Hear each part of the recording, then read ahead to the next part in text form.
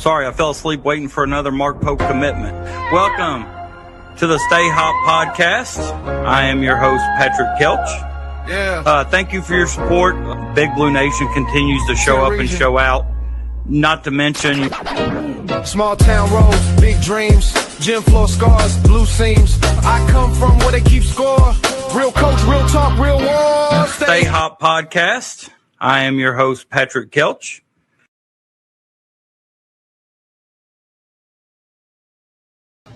What's up, Big Blue Nation? Patrick with the Stay Hop Podcast. Welcome you all back here on this wonderful weather Friday night. Also, not only on this Friday night do we got the Stay Hop Podcast, we also have the USA men's national soccer team opening up World Cup play versus Paraguay. So I will try to keep you guys updated on that score as we go if you have any interest in that. I've heard several people say that they think the United States men's national team has a chance. Then I saw somebody else tweet today that if the United States men's national soccer team made it to the quarterfinals, it would be a huge success. So I'm not the biggest soccer fan there is, so I don't really know. I got my Pepsi and my red cup tonight. I had to get some ice. My 12th pack of Pepsi didn't get cold in time for the show, so I just put it in some ice. So, but yeah, I'll keep you guys updated on the World Cup soccer. I thought tonight was the perfect night to what's up, Travis? Thanks for coming back, guys. Appreciate you guys coming in. But I thought tonight was going to be a perfect night to start out with some UK football. It's getting closer to football season. I know the schedule's been released. They've started to release some of the kickoff times and maybe even some television channels, things like that, for all of you all to, kind of make plans, buying tickets, whatever it is you do to watch UK football. I'm going to try to make it out to Kroger Field this year at least once. But we're going to go over the football schedule. We've got some football players who are preseason All-SEC. We have several. Didn't have anybody on the first team, but we did have some on the second and the fourth. We'll talk about Will Stein, the job he's done starting off. We'll talk about what exactly does feed the studs mean and why more coaches and programs don't live by that philosophy, or maybe some do. They just don't advertise. But then we're going to talk about some UK basketball, which we might just start off the show with some UK basketball because, when you think that UK's kind of had a slow week, and weeks are kind of going to get slower now just because the transfer portal, that's pretty much, although there's some players out there who haven't been signed that still may get picked up. But for the most part, all the excitement and things with the portal are over. You're still going to see, Big Blue Dylan has done a remarkable job already to today as far as keeping up with the NBA Top 100 camp. Mo Williams was there on day one. We saw a lot of pictures of him kind of going around and what coaches do at those recruiting events. They kind of sit there courtside, move around court to court. But with that being said, Pope came back for day two today. I know Mark Fox is out in Arizona watching several players. So the UK staff is still working. They're trying to get things in place for their 2027 class, I believe. It's hard for me to see my screen, but I don't think anything's happened in the soccer game just yet. It just did start. However, if you all follow on YouTube when I post things on the community, I posted today that or yesterday that I would be doing a show today, that today would be my next show. And I don't know if y'all saw it or not, but Captain Crash made a comment that let me see. Let me go to my channel here. Now, once again, he put this on the channel community, so it's he left it out there for us to see, but by no means did he say this was 100% true or whatever. So don't take this as the gospel, but Crash is very good about hearing things and sharing those things of what he hears with us. So, hats off to him. But he said that he received some scuttlebutt today that Kentucky men's basketball is in very good position with Beckham Black, who a lot of people think is the best point guard in the class. And they're also in very good position with Marcus Spears, which we've talked about Marcus Spears due to his relationship and family of Ryan Hampton, who committed to kind of get our 27 class kind of kicking off to the start last week. But he said, don't be surprised if you don't hear things in the next few days about Kentucky being the leader for both of those guys. That would be Beckham Black would be a huge get. Marcus Spears would be a huge get. I don't know how that lands us in position with CJ Rosser if we were to get Marcus Spears. Some people thought we could get both. I'm not 100% sure if that's a possibility since they both play the same position. I think they both play the power forward spot. If you remember that Paul O, I can't pronounce his last name, but Paul O, then you've got Marcus Spears and you got CJ Rosser. They're maybe the top three players in the entire 27 class, and all three have power forward position. So I think it just all determines, what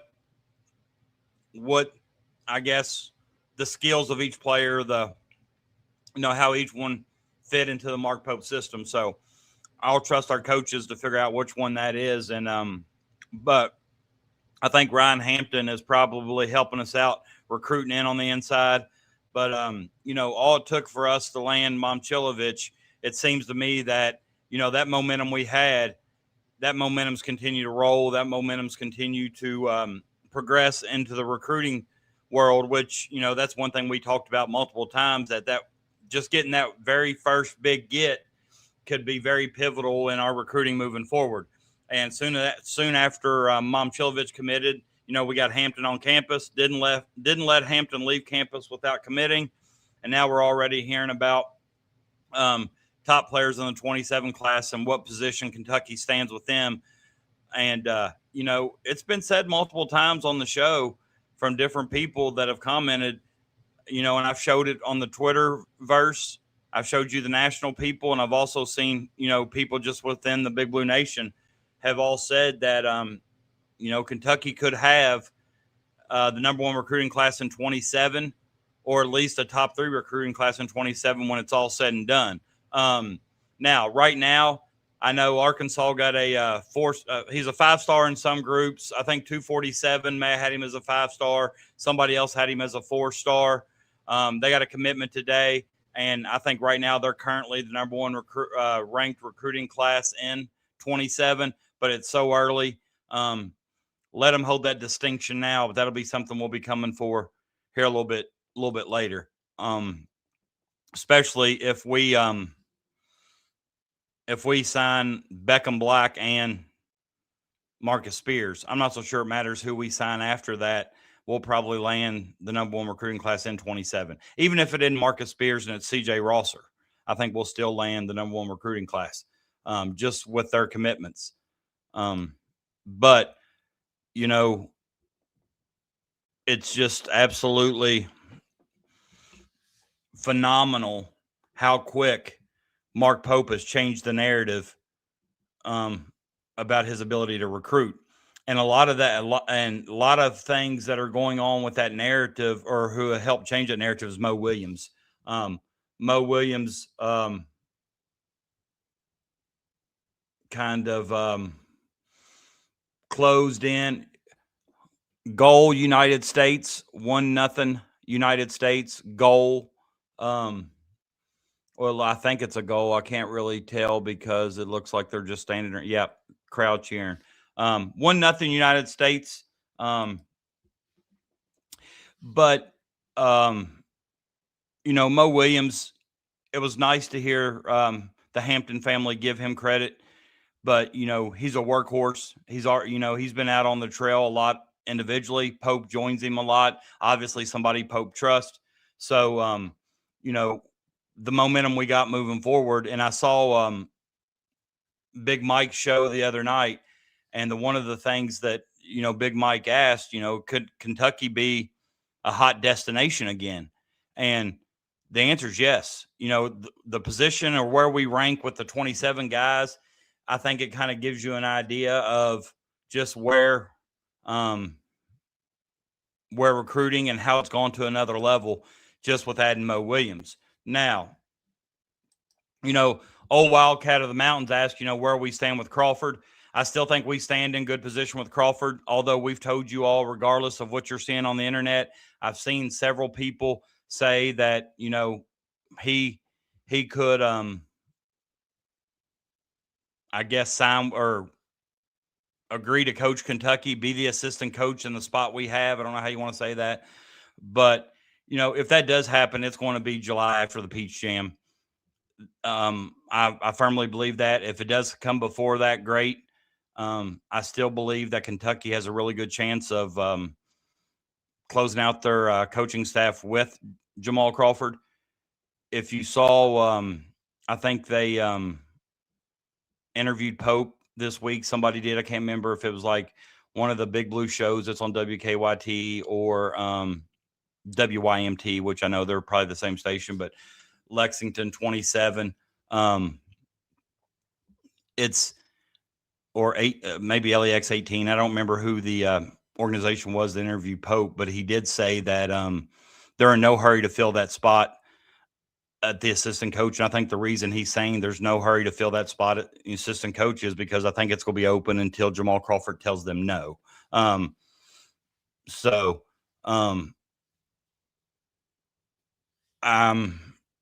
don't look now. If Kentucky feels it with somebody else between now and then, that may be because they got word that Jamal Crawford wasn't interested.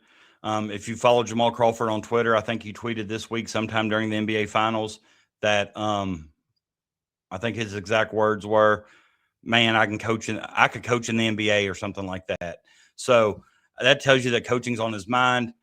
Coaching in the NBA level is probably a little bit different than coaching in the NCAA, but I don't expect us to hear much about Crawford between now and then the Peach Jam. So just because we don't hear anything, don't speculate or don't get down on that. Remember, no news is good news this time of the year. So if we don't get anything, as long as that coaching position's open, I think Pope's will wait to hear no from Crawford before he proceeds in filling it. Now, I saw where Ink commented this up here. He says, "Has anyone seen the basketball combine results from today or know where to find it?" Honestly, Ink, that's a good question. I can tell you this. I'm not so sure that they're posted. Like as far as, I know when they do go through that pro day or whatever, they'll kind of get the results out there about, what their 40 time is, what their vertical is and things like that. But I don't know if they're going to post those or whatever. But what I can tell you is they United States still leads 1-0, by the way. But Kentucky men's basketball just approximately 10, 15 minutes ago posted some pictures from the combine. And I just, let me hold on here.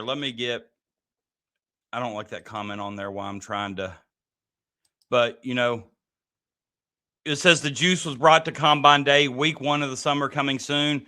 I've seen multiple people on Twitter ask for practice clips, practice videos. Remember, we've talked about this last show. If you're one of the ones that are wondering, they don't start practice till June 15th, which is Monday. Starting on Monday, you might see some clips. You might see specific things from actual practice going on. But this combine day here, I think they were testing maybe their lane agility. All the NBA combine drills that they do, I think, is what. But what I want to point out is, just look at the facial expressions. Okay, look at the facial expressions. This is refreshing to me as a Kentucky men's basketball fan and a member of Big Blue Nation, just to kind of see the smiles, the energy. Okay. They put up a few pictures. Look at Hawthorne's vertical. Look at his reach there. He's already 6'9", 6'8", 6'9", with the ability like that to jump. I mean, I think, we're going to see Braden Hawthorne, once he gets comfortable, gets, kind of into game action and gets comfortable on the floor again after sitting out last year. I think we're going to see him develop into a really, really nice player. We see Momcilovic for the, first time, and not really for the first time, but, they've got their UK on. You've got Justin McBride here. You got Trent Noah, Braden Hawthorne, but it just looks like all of them are having a blast. I don't know what's going on, what's being said or whatever, but, I never had that kind of smile on my face when I was doing any sort of run and jump, anything like that. So that's something I can't relate to, but it's good and refreshing to me to see this. And then you see here, looks like you got Zoom in the back there. I see Mason Williams, Reese Potter. Usman Njai has been cleared. He is officially eligible to practice with the Cats. So you see him there. You see Jerome Morton in the back behind Frank the Tank Kepnong. You see Malachi Hawthorne. So right there, you pretty well see a lot of the guys. Obviously, it's not all of them, but, that's 8 of the 14 on the roster. But somebody comment out, we can't have any fun around here. We can't have any fun nowadays without somebody trying to be a negative Nancy or a Debbie Downer. And, somebody commented on this picture right away, and the first thing they commented was they didn't like the fact that our backup center had a leg sleeve on, but I'm tired of the negative stuff. If they followed, or any of you guys have followed Kentucky here recently, you all know in the past that Kepnong has had some knee troubles. That sleeve could be for protection. It could be just for his comfort. But just because he has a sleeve on doesn't necessarily mean anything. But that's the first thing, the trolls and the negative BBN fans pointed out was not the smiles, not the energy, not the looks like a lot of the energy they're showing is contagious. Looks like that group picture there at the end I just showed you. Looks like they're all having all sorts of fun. However, if you want to see those pictures, there's only 4 posted, but if you follow Kentucky men's basketball on Twitter, that's at Kentucky MBB. You can go to their Twitter page, and they have all 4 of those pictures. But I mentioned a while ago that I kind of spoke out of turn. I said that's you see Milan there, and as a first time in his Kentucky men's basketball top or gear or whatever. That wasn't true. They actually also posted his photo shoot wearing number 3, which obviously I don't think that's going to be the number he wears. He's wearing number 22. We've noticed that from the when we saw the locker room.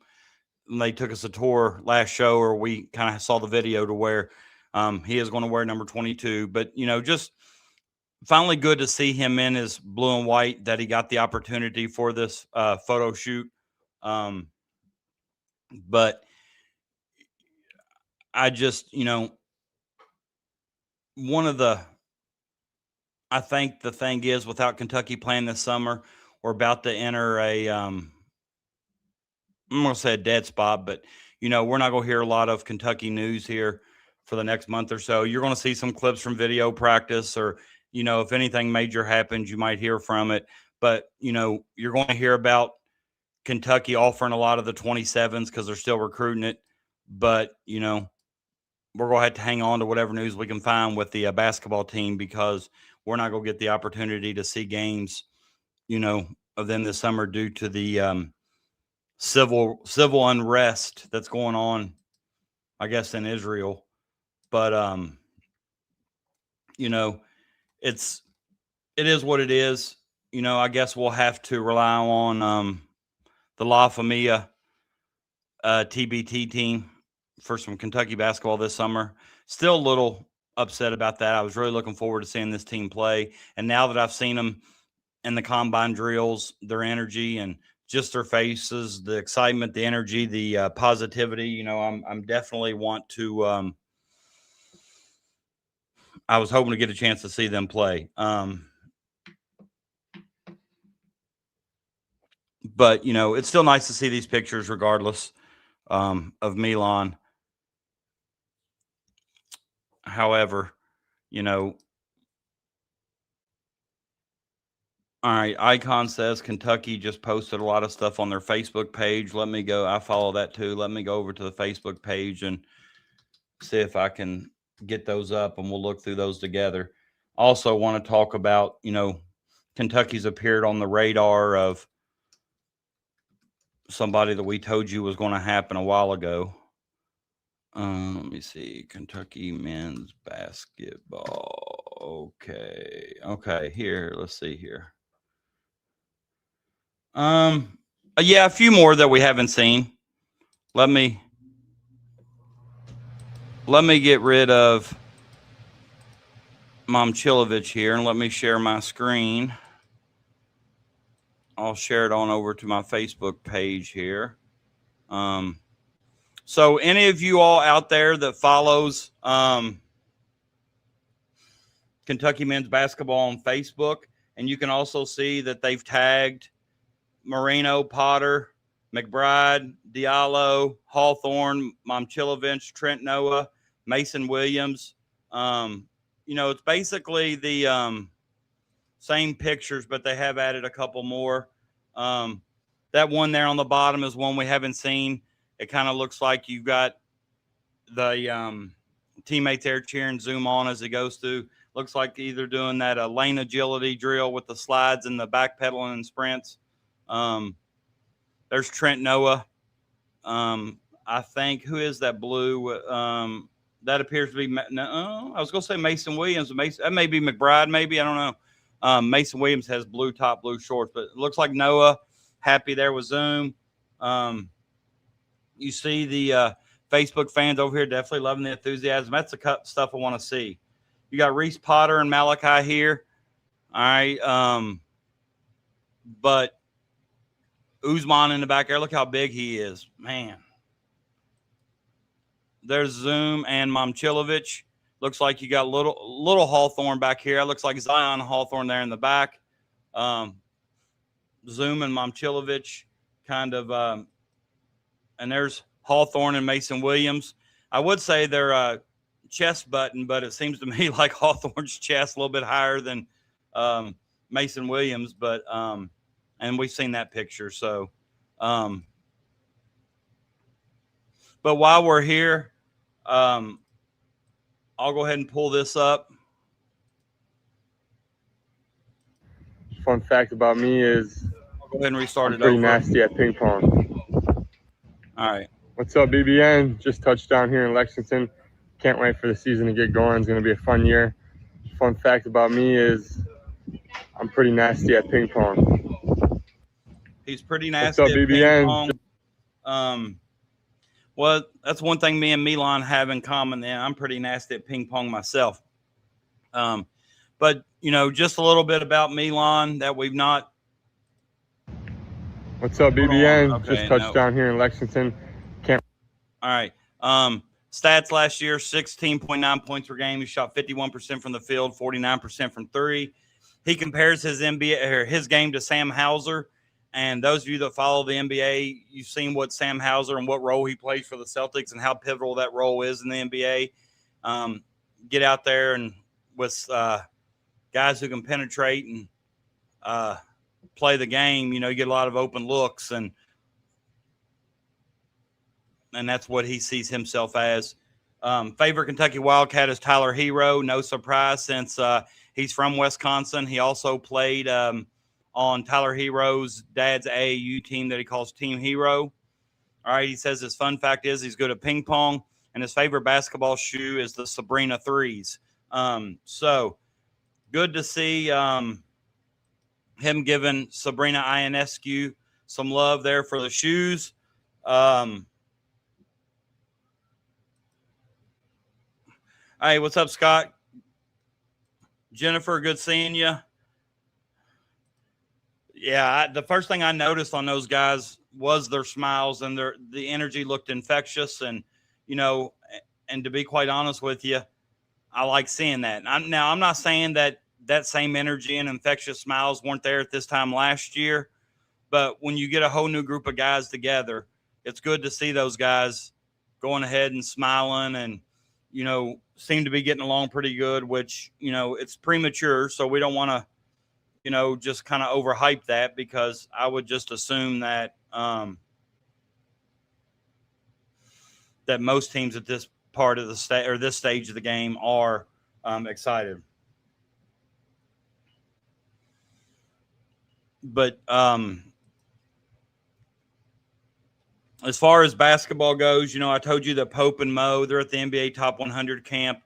If you're on Twitter, maybe even Instagram, Facebook, whatever, they've probably posted some today that Kentucky, and Big Blue Dylan has said this, that Kentucky's already offered several 27s. I told you about Beckham Black and Marcus Spears.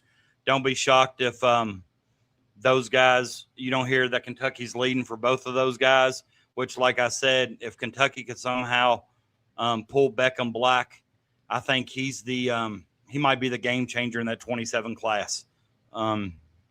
Then Mark Fox is in Arizona. Also, if you're on X, and if you follow Dylan, Big Blue Dylan, I've come to find out that he's as accurate as a lot of the other guys that cover Kentucky. But Mark Fox is in Arizona at the Section 7's Arizona event. He's watching Aiden Diggs, DeMarcus Henry. Remember DeMarcus Henry, the guy we talked about a couple shows ago that's Chris Henry's son, played for the Bengals. Darius Washington, Paul Osarui, and Sheriff Malongo. And then they're also watching Jan Kamagate. Well, he's a 28. The others are 27s. But all those guys I just mentioned that Mark Fox is watching, they already have a Kentucky offer. So there are several other guys in the 27, 8, and 29 class that I'm sure Mark Fox is going to be watching.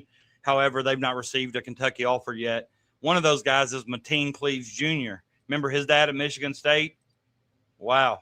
Mateen Cleaves was a very good college basketball player.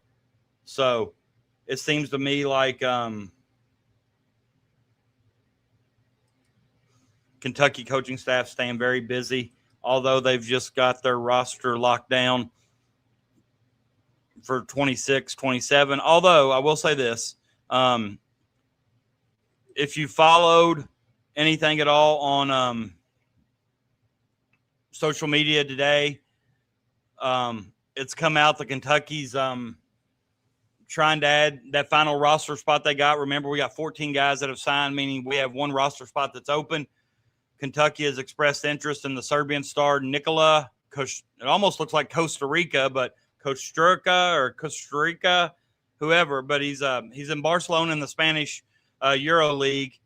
But, you know, they got a whole list of teams that have actually reached out to him, and it's Gonzaga, UCLA, Louisville, Duke, just several, Arizona, North Carolina, UCLA, Gonzaga, Kentucky. But I think Big Blue Dylan tweeted earlier that the big three is going to be Gonzaga, UCLA, and Kentucky.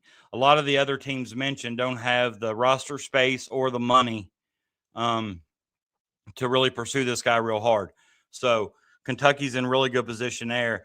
And the article says Mark Pope and Wildcats have emerged as a contender for Serbian star Nikola Kosturica. I don't know how he pronounces it, who is currently with the Barcelona and the Spanish EuroLeague. Multiple sources tell SR Plus that Kentucky is in pursuit with Gonzaga, UCLA, Louisville, Arizona, Duke, and North Carolina, among those with prior contact and varying levels of interest. UK, Gonzaga, and UCLA are coming up most often, however. Still just 17 years old, he's eyeing a 2-year deal from schools in pursuit before becoming draft eligible in 28. A return offer from Barcelona is also being considered, but the 6'9" wing is in the process of wrapping up prep school, so he would be immediately eligible in college. Then that he's likely to make a decision very soon. But, you know, the one thing we talked about, you know, I've had multiple people ask me about what's Kentucky going to do with that final roster spot? And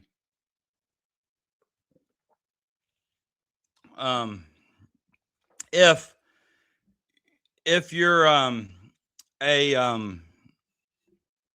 guess a hardcore UK fan and a fan of the Stay Hot podcast, you've watched shows where we've talked about this final roster spot.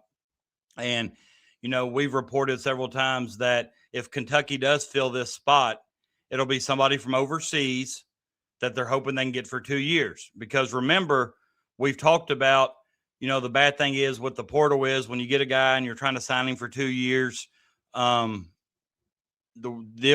worry is you develop him for 1 year, then, you know, entering the portal after that 1 year to maybe going somewhere else.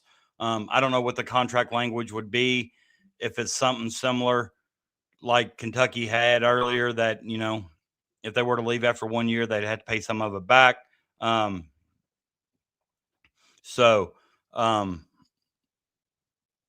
But this is somebody to keep an eye on with Kentucky. The one thing I'm going to tell you, I'm not going to show you all his highlights here because every time I show you his highlights, I get copyright stricken. And it's hard to tell exactly what pieces or what videos are actually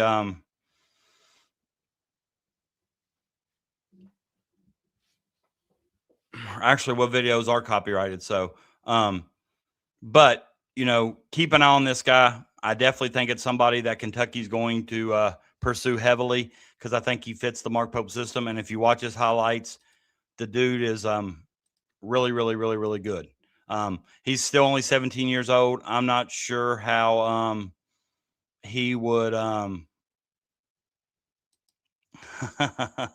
that's funny, Peanut. Maybe something there, maybe not. I said it sounded like Costa Rica.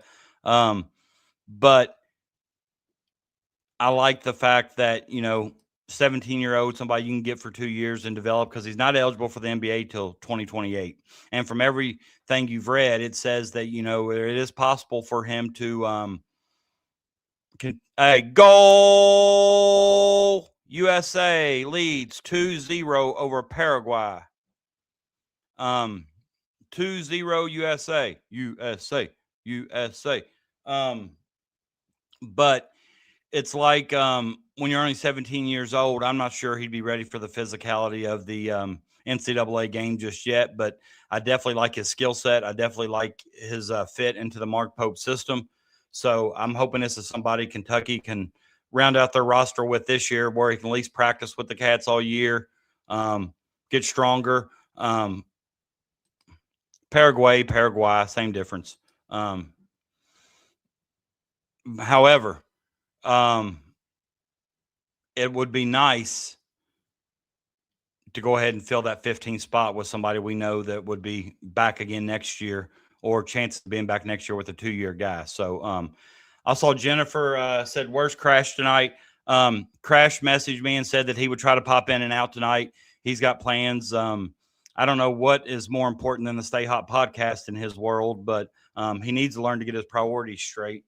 But no, Crash is I can't remember what he said. I think he's out with friends tonight or something, but he did say on my community post, and I don't care for some reason, it's like YouTube's not loading my community page on my channel.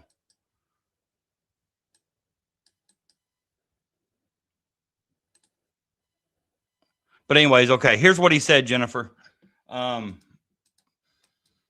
He actually messaged me before I think the news came out that Kentucky was heavily involved with Nicola. However, he did say that, and I mentioned this earlier, you may have heard me, I don't know if you were here or not. He mentioned that the scuttlebutt from his sources say that Kentucky's in very good position with 27 point guard Beckham Black and 27 power forward Marcus Spears Jr., which we had kind of assumed that was the case with Marcus Spears because he is the cousin of Ryan Hampton. But Beckham Black, that news kind of surprised me. I think he's a difference maker in that class at the point guard position. But he said that he's heard from his sources it's just scuttlebutt. So take it as such. Don't take it as it's a definite. But don't be surprised if you don't hear things coming out a little bit later on about Kentucky leading for Beckham Black and Marcus Spears Jr. Kentucky's in very good position with those guys, as well as several other top 10 guys in the class of 27.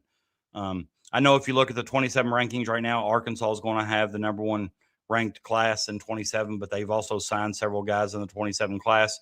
But if Kentucky gets Spears and Beckham Black, they'll jump to number one regardless. But,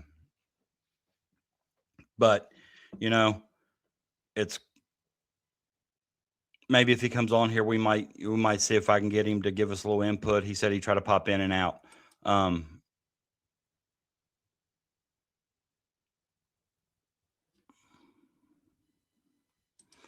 Peanut, I'm not doing it. Yeah, you're being a Debbie Downer. Exactly. 100% Debbie Downer. But I will say this to Peanut. Probably still a little bit early for that. Definitely, Jennifer, with Beckham Black, I would say. I don't think he's looking to commit just yet, and I don't think neither is Marcus Spears. Peanut, I did email YouTube about the member emoji thing, and they say it's on their end. There is some kind of conflict between YouTube and an iPhone and if you remember when I tried to look on my iPhone, I didn't have them either. So the member emojis and things,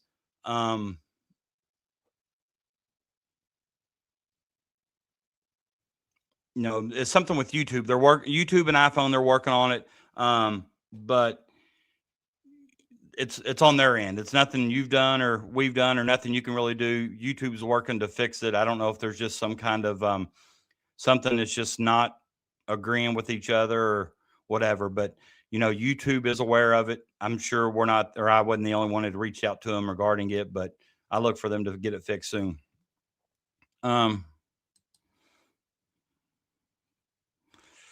2012, we were pretty freshman dependent, Peanut.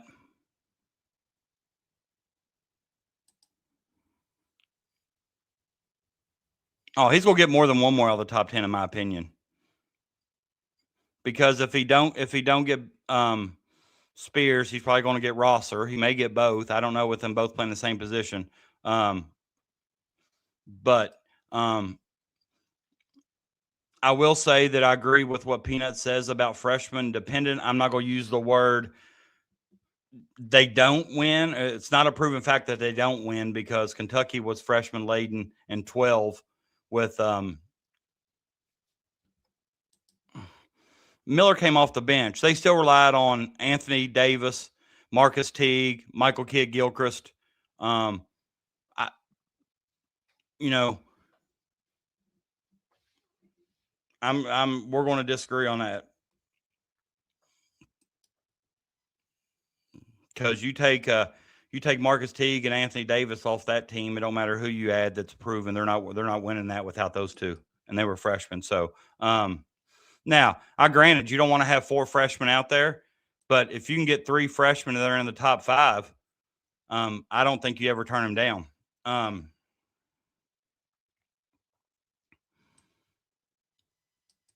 But hopefully, too, you take it like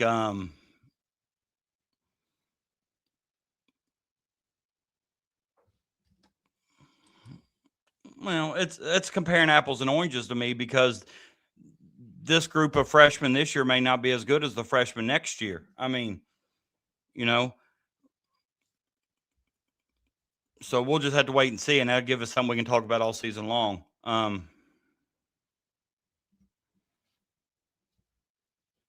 But if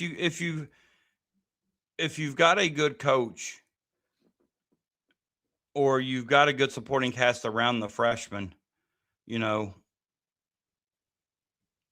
just think, I'm one of those guys. I think Calipari said it best. I'll take talent over experience every day. I don't care what grade they're in. I'll take talent over experience anytime. But, we're okay. We're allowed to disagree with that. That's okay if we disagree. It's fine.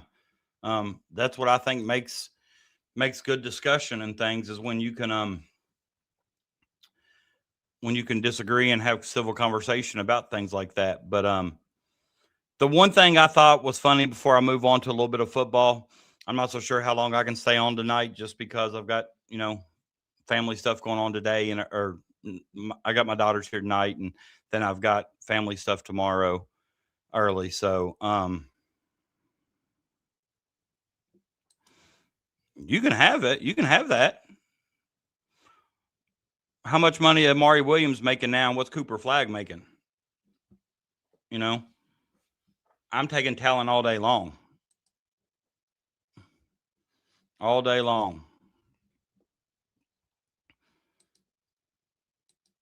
I coach high school basketball, and I'll take a talented 8th grader over a senior that can't play a lick. I know, man. I know. I knew I would get called out. I knew it. I had a blue cup somewhere. I couldn't find it. Don't know if somebody had taken it to another room or whatever. Couldn't find it. The one I could find, and I didn't think about getting me a Pepsi till like 5 minutes before I was to start the show. I had to get ice, and you called me out. Red cup for a Pepsi. But I don't know if more year. Anthony Davis came back.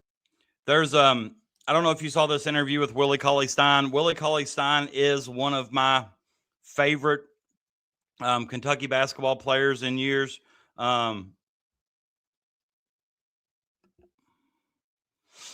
He that last year, if he doesn't get hurt and miss a lot of the year, who knows I don't know what's going to happen there. If you remember, he said, I think it was the year maybe Auburn can't remember who beat us. Was it Auburn to beat us, go to the Final Four or in the Final Four or something? When Willie Cauley, no, who was that? It was a year with Aaron Harrison, and maybe it was a Wisconsin year when they beat us in 15, maybe. I can't remember, but they asked Willie Cauley-Stein about the first time he'd ever been dunked on, and if you have there is some language, but it's kind of muted out. He doesn't really say it, but you can kind of tell what he's saying. If you have kids watching and that bothers you, you may put headphones on them or put them in another room just for a minute. I don't even know if the interview's a full minute, the parts that I clipped, but I thought this was kind of funny of Willie Cauley-Stein talking about the first time that he was ever dunked on. So let's watch this. Crap.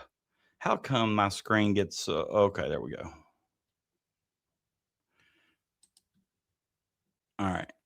It's my sophomore year. Anthony Davis came back one time. This when he getting hot, bro. And we played one-on-one. Bro dunked on me. Crazy, bro. We playing it to 10, I think. And so the first, 6 shots, he trying to do all jumpers. And I'm getting to my so I'm 4 or 5 points. I'm feeling good as bro. I'm feeling good. I'm feeling good. Bro, this dude turns the up, bro. I'm telling you, he hit me with a shoulder. Boom. K my chest, bro. I ain't never been hit in the chest like this before by a fucking shoulder, bro. I scooped back just a little bit, bro. Bow. Dunked it, bro. I said, oh, shit. This is the first time I ever been dunked on for real. I thought that was good. I always love hearing stories from the current players, past players about things that went on, the kind of behind the scenes that we don't always get to see or aren't privy, the information we're not privy to. Just like when Karl Anthony Towns likes to talk about the trip to the Bahamas. He talked about him taking shots of air. If you've never heard that on KSR, that's, if you can find those shows when they were at the Bahamas, it's just absolutely radio gold. Good stuff. Showed the personality of those kids. And to be quite honest with you, I think I like to hear those stories because I like to get to know these kids. I like to get to know their personalities. I like to, learn more about each and every one of them. But But I thought that was a good interview from Willie Colley, talking about the first time he'd really been dunked on was from Anthony Davis. Let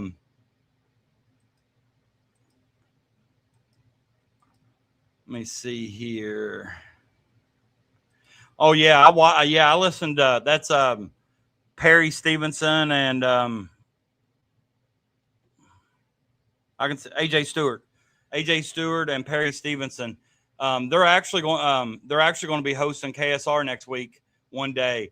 The Field of 68 guys are doing on Monday. I think those other ignorant guys are doing Tuesday. The one that always used to say Cal was on the hot seat, they're on Tuesday, and I think the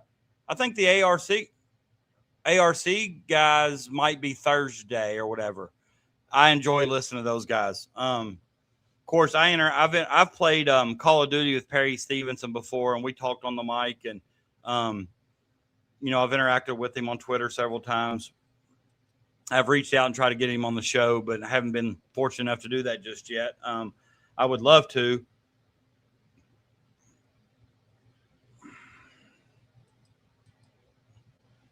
All right, let me see here.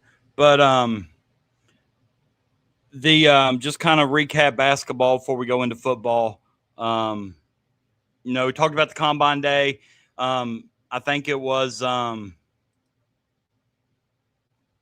who was it? Ink asked if we had any measurements or any data or numbers have come out from the Combine. I've not seen any of those yet. I don't know if they'll post those or if that was just kind of them doing it to see their growth throughout the year. Just first day of practice, you do stuff like that. You chart the measurements, you chart the speed, you just chart everything with numbers, and then you revisit them the next time you do it to kind of see, sometimes seeing that improvement. A lot of times if you run a 40 and 4.3 and then you run it again in 4.1, you may not feel it because it's, not much difference there, but to see that can really be a huge confidence boost when you can actually see the improvements take place. But those NBA combines and things like that, those numbers there kind of, I like when NBA does their pro or Kentucky does their NBA pro day. I like watching them do those drills because some of the same drills that I do with my kids, obviously my kids aren't as talented, fast, or strong as the UK men's basketball team, but they still like to see the results and see growth throughout the season. So it's always nice to see guys at the highest level doing those same drills.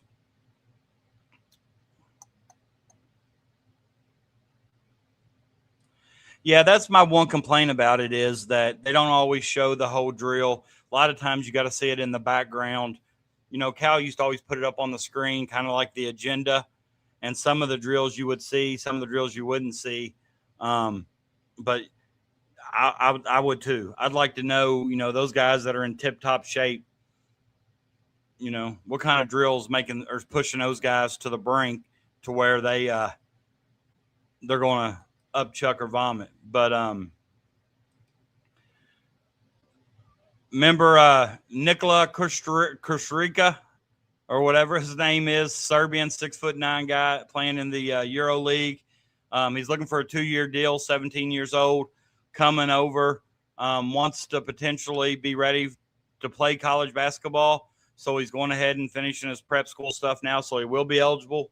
There is a chance he could return to FC Barcelona, but he's not going to be NBA eligible till 2028. So if he does sign to play college, he's looking at a 2-year deal, which we talked about Kentucky filling that last spot, how they'd probably go overseas to do it. And they'd probably be looking for a guy that they could get 2 years out of. And this guy not only is very talented from the highlights I've seen, but looks like he would fit Mark Pope's system very well, shoots the ball really well, has a really good high IQ, passes the ball well, seems to be a little bit more athletic than what he would look.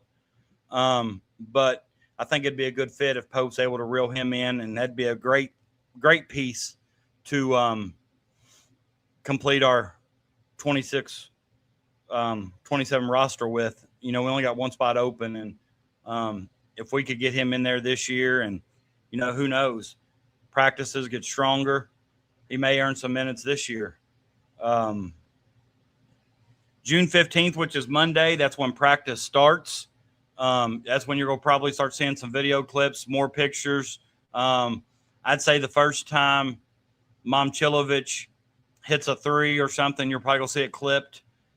Any kind of athletic play where somebody gets dunked on, you're going to see it clipped. They're going to advertise all of that. They got to do something to keep the hype up right now since we're not going to be playing any summer games like a lot of the colleges are. Also want to remind you guys, with it being Saturday, I don't know if I will do a show tomorrow. And then on Monday, actually Tuesday is the 15th. I'm sorry. Tuesday is the 15th. I keep saying Monday. No. Yeah. Okay. Yeah. Monday is the 15th.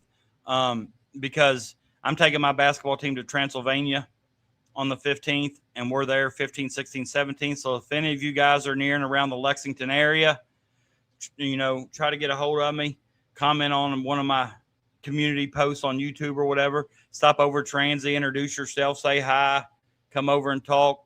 But we'll play Monday, Tuesday, Wednesday. I think we play 2 games on Monday, 3 games on Tuesday. Then we'll play 1, potentially 2 more games on Wednesday, and then we'll come back on Wednesday. So my next show potentially could be Sunday with it being just Friday. I don't know yet, depending on what happens in Big Blue Nation. Or it'll probably be next Thursday after we already get some clips and things from the Big Blue Nation's practices. Big Blue Nation's practices, the men's basketball team practices. Then we'll go live and we'll look at those clips and kind of see what we can see. And from there, remember Pope, Mo Williams are at the NBA Top 100 camp. You're going to see several guys announce that they're receiving offers of the 27, 28, 29 classes from Kentucky. Big Blue Dylan is pretty much on the ball with those. He's announced a couple already. Goal USA 3-0, or should I say 3-0? 3-0 USA. I think that guy's got 2 goals now. I don't know his name. I can't see him, but I think he's got 2 of the 3. But Pope and Mo at the NBA Top 100 Combine, still recruiting, still trying to keep the momentum going forward in their recruiting on the 27 classes after the Ryan Hampton signing. And then Mark Fox is in Arizona at the Section 7s in Mesa, Arizona. So Usman Njai did come out today that he has received immediate eligibility to start practicing with the Cats. I wasn't 100% sure that was a problem, but they've announced that he is eligible, so I guess it's not going to be. So that's kind of then I saw where La Familia also has got Khalil Whitney and Andrew Harrison coming back. I think it was Charles Beesmore that reported too that Aaron Harrison would not be playing with La Familia this summer. He's I think he has a leg injury of some kind. So we'll be seeing Andrew Harrison. We won't be seeing Aaron Harrison. So that's kind of it kind of upsets me. Yeah, he's signed several to 2-year deals. I just don't know how the contracts and things are worded. That after year 1 of the 2, are they allowed to transfer? How do they get out of the how do they get out of that contract? There's got to be something, but no, I think we got more than 1 2-year deal, I believe.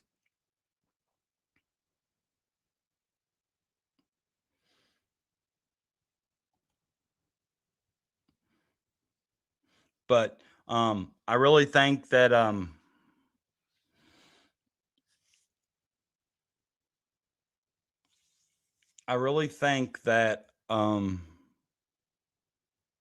we're going to enjoy this next season. Yeah, that's what I just said. 3-0, Jennifer. It's crazy. Every time I look up, it seems like USA scoring a goal.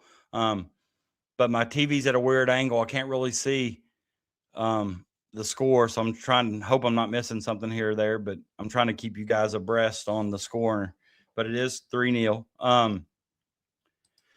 Are they going to let Sorsby be eligible? I think if they do, they're sending the wrong message, wrong precedents. I think there should be no way, shape, form this guy plays college football this year. In my opinion, I did read something to where a lot of the Big 12 teams are basically trying to force the Big 12 conference to suspend him the year. I've heard that although the judge ruled that he is eligible to play, that the Big 12 could still suspend him. And I did hear there were several Big 12 athletic directors reach out to the Big 12 commissioner saying that they would refuse to play him if he was eligible. So I think a lot of the Big 12 programs are trying to force the conference hand by suspending him. But I mean, how could you I'm not so sure how you could even remotely let him play when he was betting on the games that he was taking part in, that he was a part of. Nothing seems fair or legit about that to me in any way, shape, or form. So I definitely wouldn't. I wouldn't be shocked this day and age if he's eligible, but it would kind of think to me. But I'm just not a fan at all of that. I hope he's not eligible. I mean, Florida still thinks Denzel Aberdeen's going to be eligible, that he's going to receive a waiver. And they're out there saying that he deserves another year. I don't know why he deserves it any more than the rest of them, but that's the kind of the approach that, Florida's taken with Aberdeen. But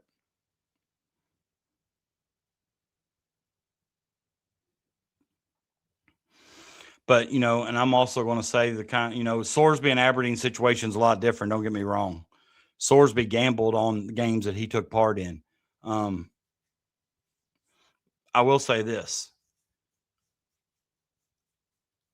I think they also open up a can of worms if the NCAA allows Denzel Aberdeen to be eligible. There's no way, shape, or form he should be allowed to play another year. If that's the case, then, Tyler Nickel from Vandy, we've talked about before, and all these other guys, they should be able to be given another year as well. I mean, and I'll be honest with you. I know Todd Golden likes Aberdeen and Aberdeen likes Todd Golden. However, Florida's loaded. I mean, I'm not so sure he would start for Florida next year. Maybe his relationship with Golden and his ability to defend and the effort he plays with may give him the nod at the starting position. But because I did like Aberdeen's effort. I always thought he played hard. I thought he was a good defender. But, I'm not upset one bit that, he's gone. But I will say this. If they give him another year, I would be highly disappointed. And in the NCAA, because there's a lot of other people out there that if he deserves one, so do they. I think it's a bad look on the NCAA if he gets another year, and I think it's a bad look on the Big 12 if they allow Sorsby to play. No way Texas Tech should be allowed to play him, in my opinion. All right, but with that being said, let's switch over to Kentucky football a little bit. While I'm waiting, I don't know if you all got the opportunity to go like the 14K Sports Media Facebook page, but if you haven't, give it a follow. It's doing some great stuff with high school basketball. It covered the Harwood Heat Wave last week, and some of the video footage they've already put out with that and the editing and stuff is just top notch. It's kind of going to take. I think it's going to bring high school basketball in our area to here. It's going to kind of take the coverage and recognition to another level. Just the things they were able to do. I know he's able to get in the locker room and kind of hear some of the coaches' pregame talk. I think it's going to be coverage that high school kids are going to appreciate and like. But shout out to 14K for continuing to sponsor the Stay Hot podcast. But let's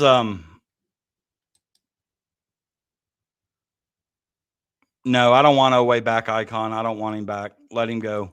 Oway was good for us for 2 years, but I think with his style of play and having to be able to have the ball getting downhill, I just think it kind of with his shot, no, I don't want him. I'm ready for him to move on. Love Oway. Love what he did at Kentucky.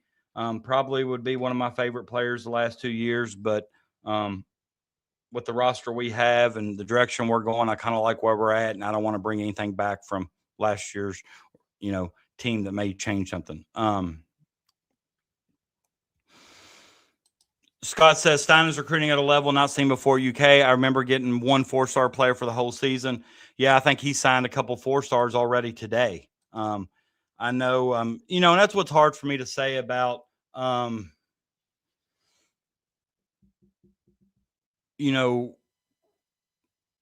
football recruiting. A lot of it's based on 3-star, 4-star, 5-star, kind of like basketball, but so many different recruiting services out there have these kids labeled differently. But I know they've signed several interior offensive linemen. I think they signed a defensive lineman today.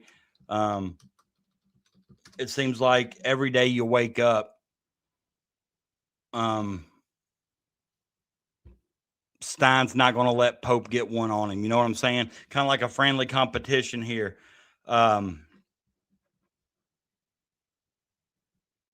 Stein and Pope kind of, Pope's got a little momentum now, but Stein started with momentum, and his momentum hadn't slowed down. Bleed Blue Casey, I follow him a lot for his football stuff. He says that Kentucky's bringing back the Big Blue Wall. They've signed 4-star offensive tackle Dominic Black, 4-star offensive tackle Ian Walker, 4-star interior offensive lineman Brady Hall, 3-star offensive tackle Reed Gherkin, and 3-star interior offensive lineman Matthias Burrell. And they're also involved with a 5-star offensive lineman, Caden Moss, and then 4-star Antonio Berry. So it seems to be that, Will Stein also feels the importance of an offensive lineman in SEC competition. What's up, Holly? Glad you're here. You can get on Crash now. He sent me a message earlier saying he's going to be out with France. He's always giving you hell for it. Now you can return the favor.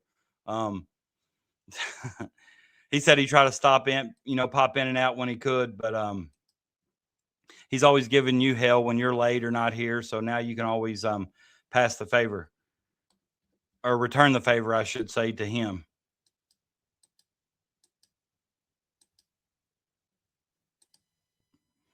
All right. Here is the UK schedule. Now, you see the times on the far right-hand side. It kind of, some games it gives you multiple time slots, but it kind of gives you an idea of where they're at and where they're what time slot they're going to play in. A lot of times that prime time slot is at 3:30, 4:30 on a Saturday. Looks like they got several of those. Alabama, Texas A&M, South Carolina, and Oklahoma. Then they play a lot of night games. They only got, Louisville's probably going to be a noon tip on the 28th. You got Youngstown. I think that's Youngstown State, the Y. And then that September 26th, I think that's South Alabama maybe. So you're seeing right there that, they're starting. It's a good sign that they're starting to play a lot in those later time slots. That tells you that the TV networks and things like that think they're going to be fairly talented. If they didn't expect them to be decent or any good at all, they'd probably be a lot of those noon time slots. But I know a lot of people are circling September 12th. They think that week 2 game against Alabama.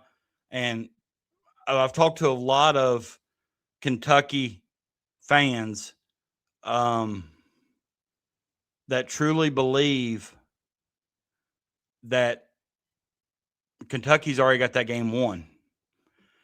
This may not be Nick Saban's Alabama teams that we're used to, but, until Kentucky beats Alabama, Alabama's probably going to walk in to Kroger Field expecting to win that game. And, I'd expect Kentucky fans to be there. I expect Lexington to be rowdy on that day. The tailgating is going to be super energetic. There's going to be a buzz around the stadium that you've probably not heard in a while, just because it's Will Stein's first year, the excitement he's brought in with recruiting, the quality of players he's bringing in. He's not just signing recruits. He's signing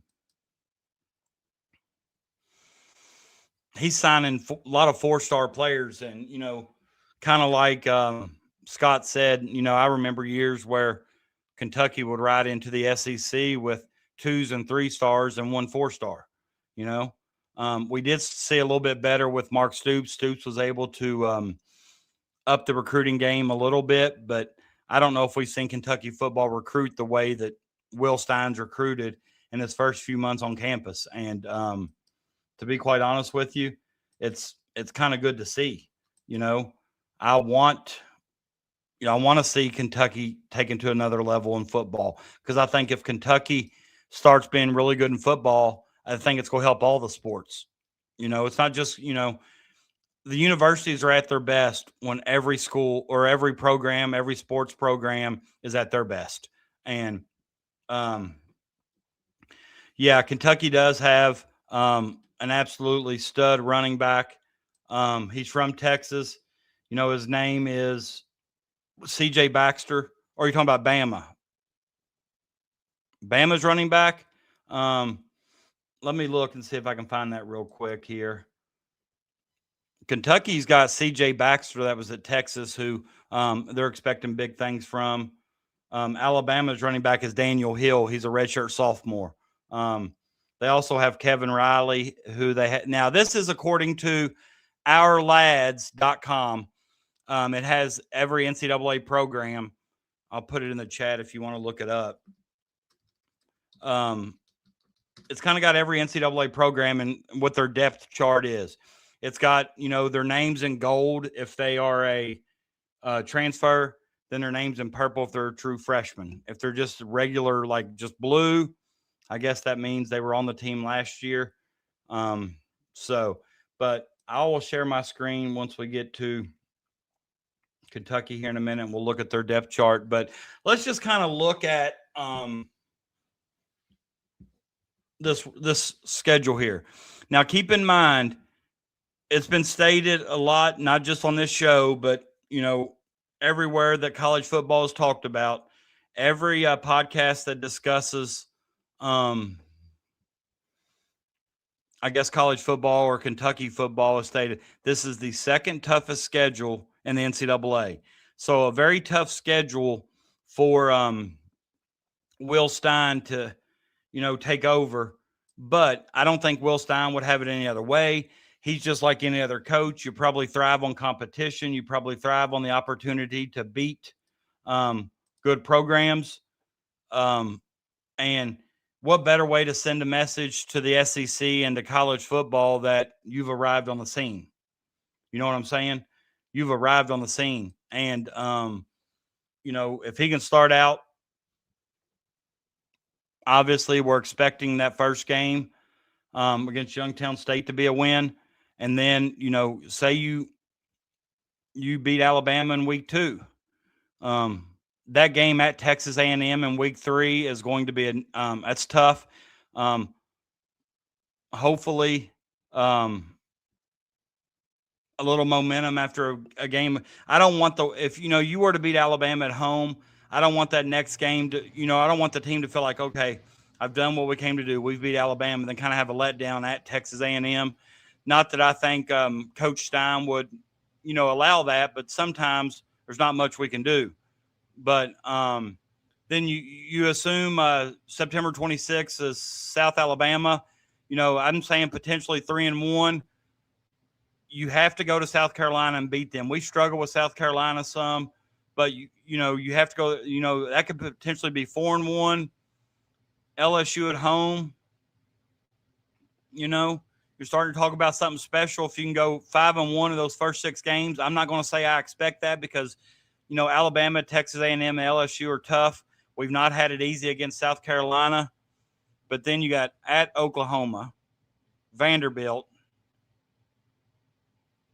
at Tennessee. We've had really good teams against Tennessee and not been able to beat them in the years past. So you never know. Florida, at least that's at home. at Missouri, and then you close out against Louisville. So that, a lot of people, when I ask them about predictions, I've seen a lot of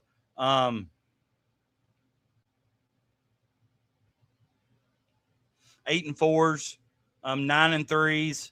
I think that's a little optimistic for this schedule and Stein's first year.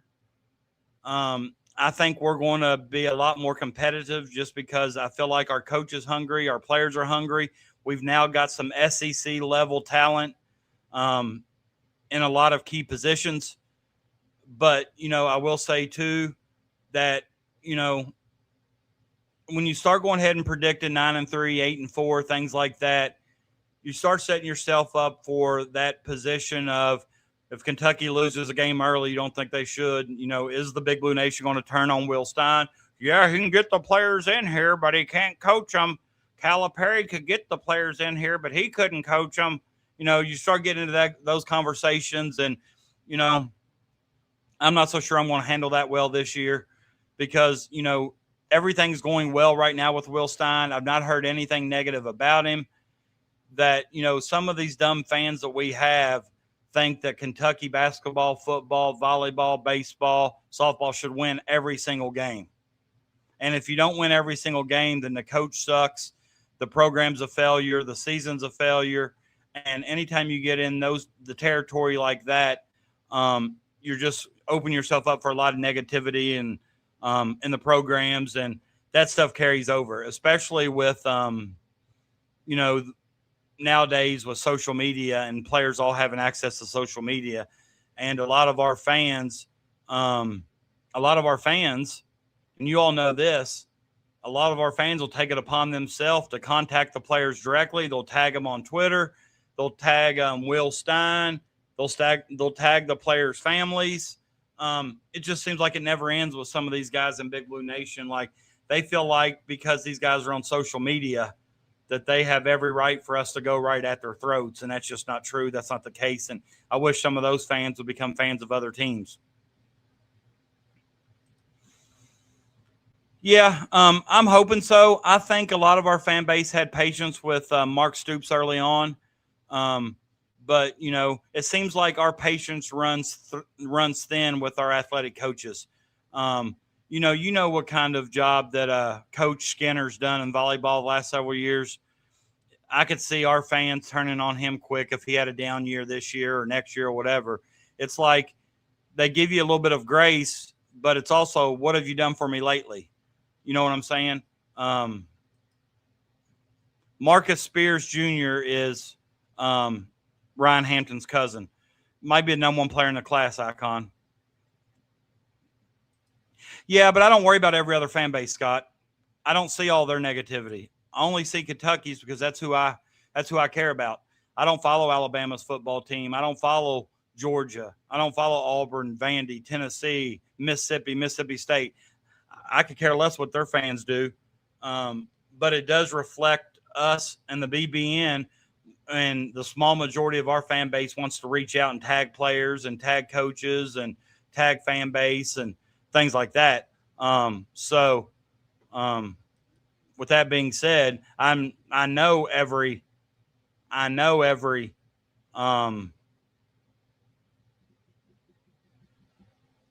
base has them. I know that, but I'm just gonna be honest with you. If they're not Kentucky, I don't really care. But yeah, that schedule is tough, and that's why I said multiple weeks ago when everybody, we talked very briefly about football after we had our basketball talk done, and multiple people are 9-3, 9-3. If we don't go at least 8-4, disappointment. I think that's just the wrong approach. You got a coach in his first year. You've got the second hardest schedule in the country. You got a lot of new faces. It may take some time to gel, but the fan base as a whole with Big Blue Nation, we've got a small majority of them that can just be super toxic to make it not very fun to be a Kentucky fan at time. And I just wish they would, son. I just wish they would. I wish they would literally, if they can't, you say you're a Kentucky fan, you're a member of Big Blue Nation, but you dog the players and coaches every opportunity you get. To me, that's just not what I consider a positive member of the Big Blue Nation. And a lot of times, a lot of the players that we currently have, that we used to have, they all talk about how Kentucky has the best fan base in the country. And when things are going great, there isn't any better. There's very few fan bases that will follow recruiting the way Big Blue Nation does. For example, there's very few fans that would hang banners on their front porch, trying to recruit players here or welcoming them home once they've signed. You know, a lot of people don't follow it enough to do that. A lot of schools wait till they get their teams done, rosters completed, and wait till they play their first, second game before they start realizing and knowing the names, the players, and things like that. You know, Big Blue Nation knows the roster, knows the stats of their previous school, knows the strengths and weakness before they ever step on the floor. So, you know, in a lot of ways, we do have the best fan base in the country, but in a lot of ways, they're very exhausting and toxic, and make it sometimes hard to be a fan of, you know, Kentucky athletics. But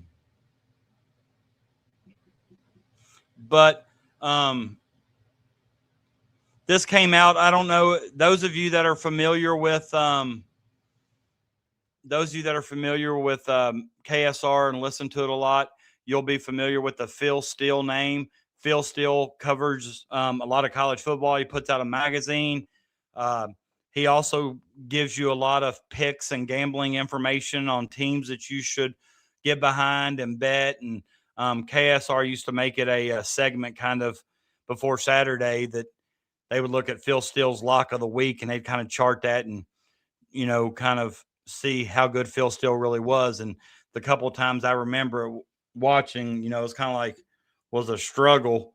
Phil Steele missed a lot of predictions, missed a lot of games. But with that being said, he puts out a college football publication every year. And I think he does depth charts, schedules, just kind of analysis of the teams in the conferences. And this is his prediction for the 2026 preseason. I don't know why I'm freezing, but this was kind of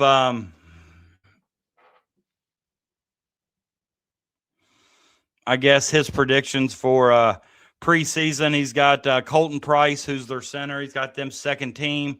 Willie Rodriguez, who's the tight end from Highlands up here in Northern Kentucky. I thought Willie had a decent year last year, but I also think he's going to have a big year this year in the offense for Will Stein. Ty Bryant got him being a first, I think it's third team defensive back. He might be a first team special teamer too. And then I can't see that last name. Look, Lance Hurd, third team offensive lineman. So Kentucky does have 4 players on Phil Steele's preseason. Todd Cass, yeah, we've been chanting USA every goal. Looks like we're currently up 3-0. Halftime was just ended. They just had started the 53rd minute, it looks like. Still appears to be 3-0. Yeah, I've been trying to keep them updated. But with that also being said, I want it to be,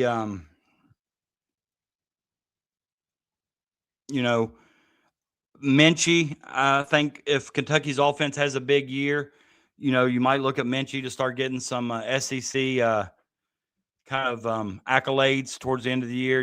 That he may make an all SEC team. I'm really looking for big things out of CJ Baxter, the running back from Texas. I think that was a huge get for Kentucky. And, running back in the Big Blue wall has been things that we've hung our hat on in the past. And, hopefully CJ Baxter continues. I don't want to, hope he kind of carries that torch, I would say. Nobody on here likes soccer. But I am keeping the Stay Hot podcast fans informed on what's going on. you should be deported for putting a World Cup match over the Stay Hot podcast. From the spring game that we saw highlights of, it looked like Willie Rodriguez is ready to kind of be that go-to receiver. I was kind of shocked, and I'll put it up here on the screen. And I don't know why I'm shocked, because I don't really know a whole lot about it. But, if I share this screen with you here, it's kind of this, when I talked about our lads, 2026,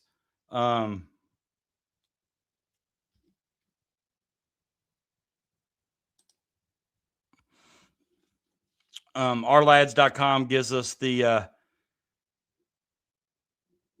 depth chart for Kentucky based on, I guess, just this website.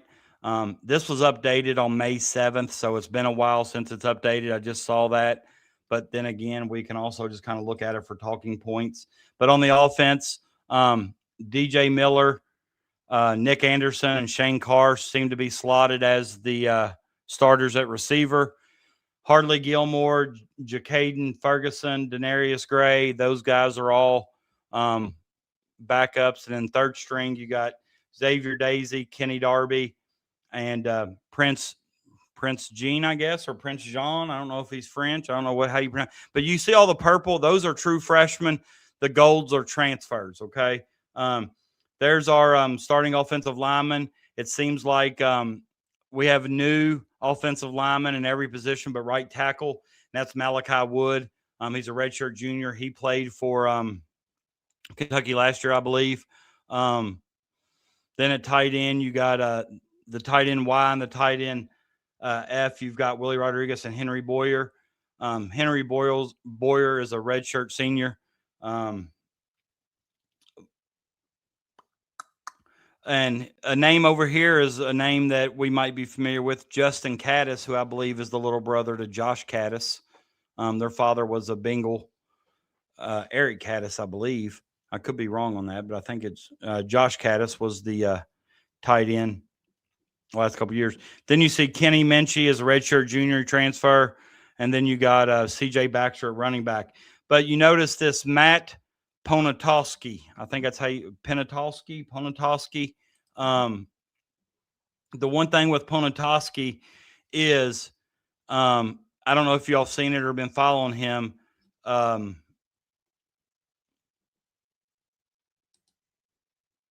O-line going to be, I think it's supposed to be. But to be honest, if you all have not followed that, Matt Ponatowski, he's that freshman. I think he's the number 2 quarterback in the country, the guy they signed or something. I think he's very highly rated, but he's also considering not playing college football and go and get drafted in the major leagues. I think he's a big-time baseball player too. He came out this week and said that Will Stein told him that if he gets the number he wants in the baseball draft, he'd be a fool to play college football. So I think it's still kind of up in the air with him on what it is he's going to do. Then our third string would be Brennan Ward, who is a redshirt freshman. So don't really know if I like the position of our quarterback right now. I think Kenny Minchie is fine. But it's kind of, I don't know. It's just kind of tough. I was high on this Ponatowski. He's from Ohio, I believe, but his baseball team's playing in the state tournament currently, so he's not even on campus.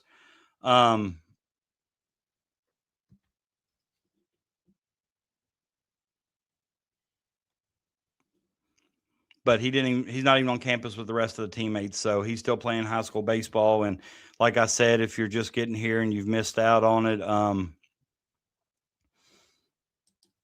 Will Stein told him that if he gets the number he's looking for in the MLB draft, he'd be stupid not to go. So don't know if we should expect on him playing college football next year or not. That's kind of up in the air, it looks like. And I'm not so sure I like the position of our quarterback room if he's not in it. I'm not even so sure I like it if he is in it. I don't know what he can do. I obviously have a lot of faith in Kenny Minchie as of what Will Stein has talked about, and Will Stein's really high on him, and if Will Stein's high on him, I am too. But it only takes one mistake or one slip up to have to start relying on backups at those positions, and I don't know if I like our depth at that position just yet. Hopefully we don't have to use it. Hopefully we don't have to worry about it. But on the defense, we got Marquise Humphrey Grace. I think he played last year. He's a senior. We got a new nose tackle that's a redshirt junior, Jamarion Harkless. I've heard a lot of great things about him. Then on the defensive tackle, you got Tavion Gadsden. A lot of returners. And that's strange because if you look at the offense, majority of the starters they got projected are all transfers. If you go to the defense, they've only got one starter projected that is a transfer, and no redshirt freshmen are projected to start on defense at this time. When this came out. But I think Ty Bryant's the name to watch for there. I think he'll be playing on Sundays.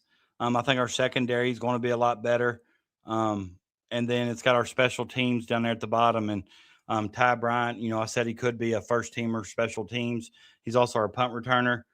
It seems like we got we're using our same place kicker, Jacob Cowie. He's going to be our kickoff and place kicker. And then our punter is Thomas O'Hara, who was a transfer. Still got Wilson Berry. I remember when he started and played a lot of minutes or played a lot of snaps as punter back when the offense wasn't very good. He seemed like he was punting 6-7 times a game. He's now a redshirt senior. So, so I look for the football team to he's definitely throwing back shots at a TGI Fridays with his friends. He said he'd try to pop in. That's a question. Like I said, this was May, Shane. If that guy comes in, I think if he's a 26 guy, he'll probably be right in there in the quarterback room. So that may help, I believe. But it's still kind of like, I don't know. I don't like that. I think Nalrod, he may be the number 2 quarterback, right? But it says that, you sure it would be next year? Next season. Okay. Yeah. Okay. Yeah. Okay. Yeah. We don't want to talk about that, Wildcat. Don't want to talk about that. Shout out Idaho. I know we've talked about that. That's where my mom lives. That's pretty cool. But I had to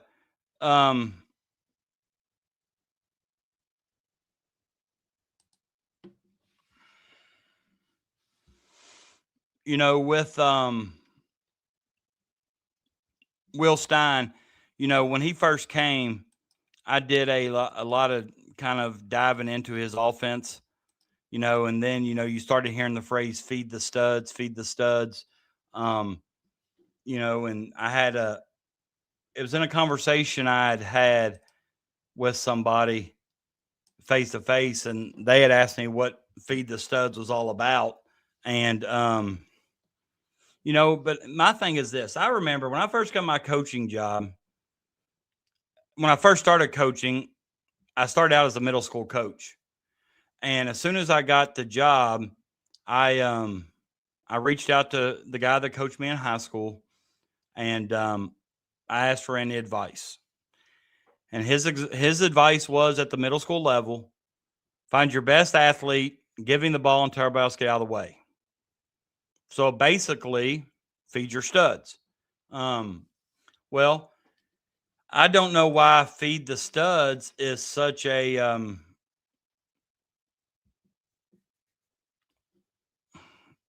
I don't know why it's such a phrase that just now seems to be surfacing in Kentucky, because I would think that every coach at every level or every sport feeds the studs. And basically what that means is putting your skill players or your playmakers giving them the ball or the space they need to be successful and getting the ball in their hands. Like, for example, the most common thing or the most feed the stud thing to me in recent years will be Lynn Bowden. They found Randall Cobb. They found different ways to get him involved. And then, when we were without a quarterback, Stoops stuck him back there and got the ball in his hands and allowed him to make plays. So, I think every coach in some degree goes by the coaching philosophy of feed the studs. And if they don't, then they should be, I'm not going to say fired, but they need to be talking to, or maybe that's why certain teams have a lot more success and a lot more consistent success than other teams, because they found out how to feed the studs, where to put them, how to get them the ball in space, or how to get them the ball in position to make plays. And I thought that Mark Stoops did a good job with that, mainly when they were hurt at the quarterback position. And, in that bowl game, or was it the bowl game? I think it's bowl game where Lynn Bowden, he just took snaps and he would run behind the big blue wall and pick up 5, 6, 7 yards here, get a first down there. And,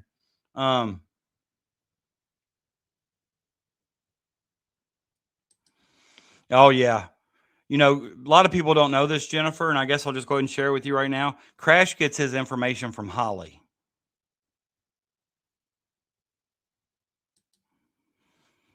He would come in third. Jennifer, I'll just go ahead and tell you. Crash gets all of his information on BBN from Holly. So Holly would be the one you need to ask. But it's awful good of Crash to give Holly that recognition. A lot of people like to, steal information from one person and pass it off as their own. So, all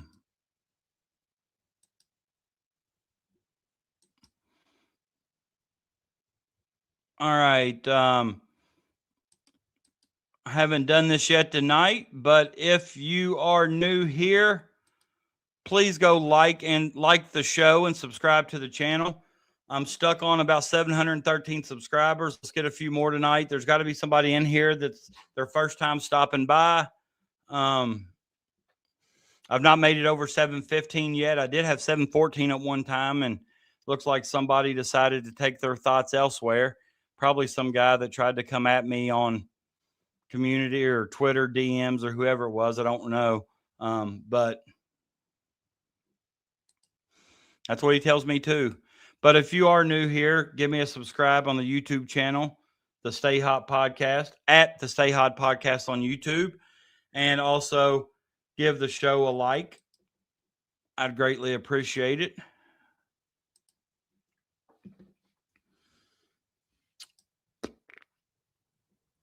But put in the comments there, seriously, realistically, yes, 100%. 100%.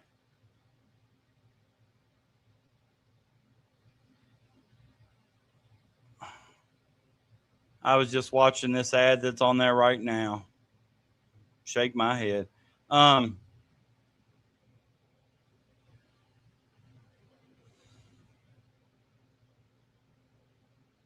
But put in the chat, realistically, what would you expect Kentucky's football record to be? They play 12 games. Are you optimistic 9-3, 8-4?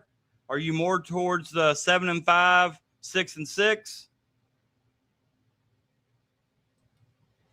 Yeah, Fox is I had to unblock it on my TV just to watch this World Cup match, because Fox is not allowed on my TV. No form of Fox. But what are your records? We got several people in here watching, about 50 or so.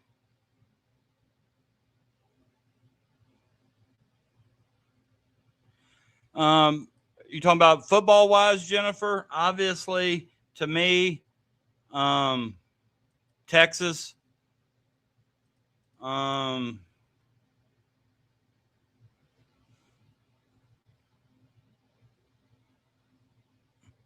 Basketball. Okay, basketball in the SEC. Florida, obviously. I think Florida might be 1 or 2 in the entire country.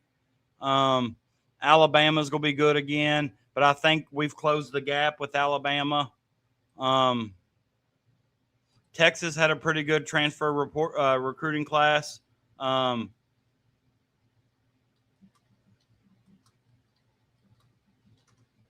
trying to think. I agree with this. 6 wins is where if we get 6 wins this year, I'd be completely happy with that gauntlet of a schedule.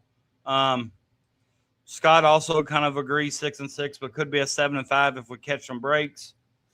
I agree. But,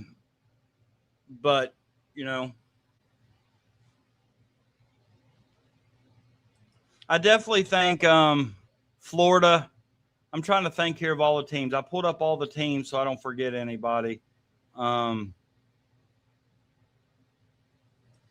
my stupid screen would load.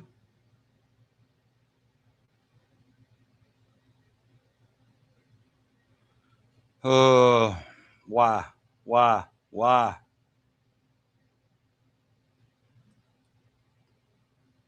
I don't know what it is. Maybe somebody's trying to sabotage my internet, but all right, I'd say Tennessee, Florida,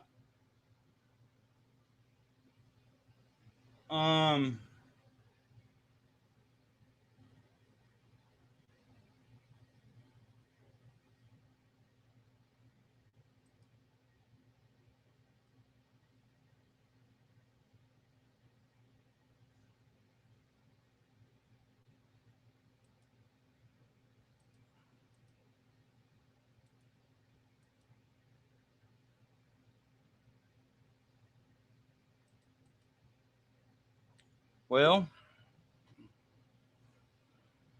I think that's the 27 class, David. Arkansas thinks they're the 27 class. Yeah, we talked about that. The Big Blue Wall, and it seems like he's doing a great job of recruiting offensive linemen. I know he's got 3 4-star offensive linemen he's got in.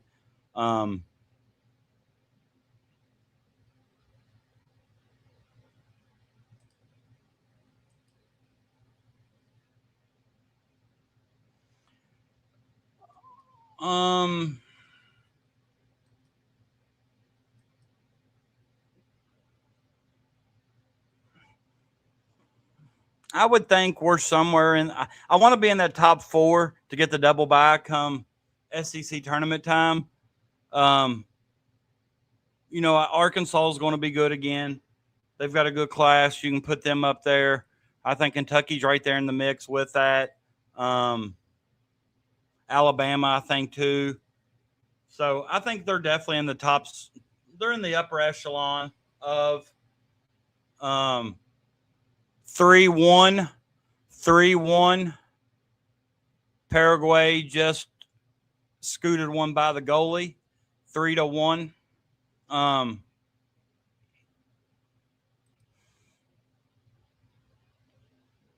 It's in the class of 27, David. I think they've signed the most players in the class of 27 right now, so obviously they're going to be near the top. So that's not the class of 26 for this upcoming season. That's for next season. So they probably have the number 1 class right now. You're getting them confused. That's for 27 class, keeper, not this class.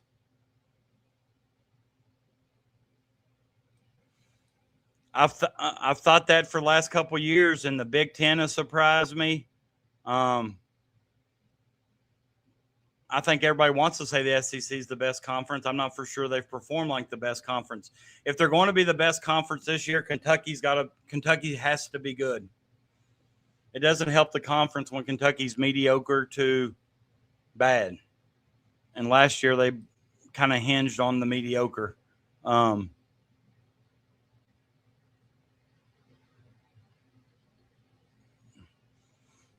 3-1 USA, and USA just was on the doorstep and kind of missed one at point-blank range, or at least one I thought should have been point-blank range. But I would agree. Right now, Texas, Florida, Tennessee probably are the top 3.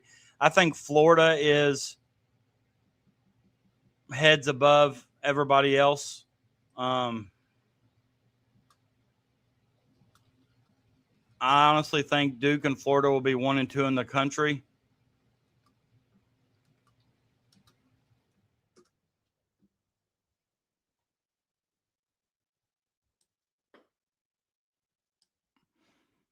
And the one thing you're seeing about, you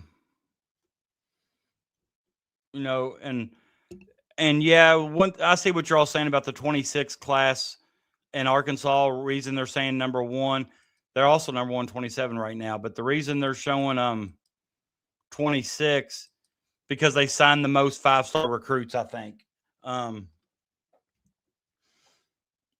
They got the number 2 player, Jordan Smith, who's really, really good.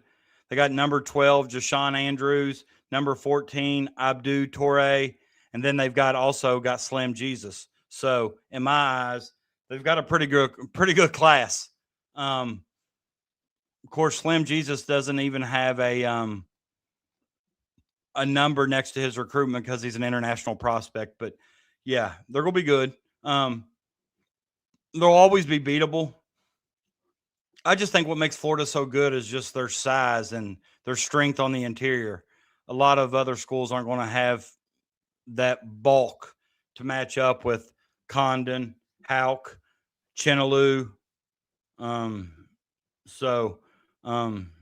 know, and also you got to be careful what rankings you look at. Sometimes when you type in,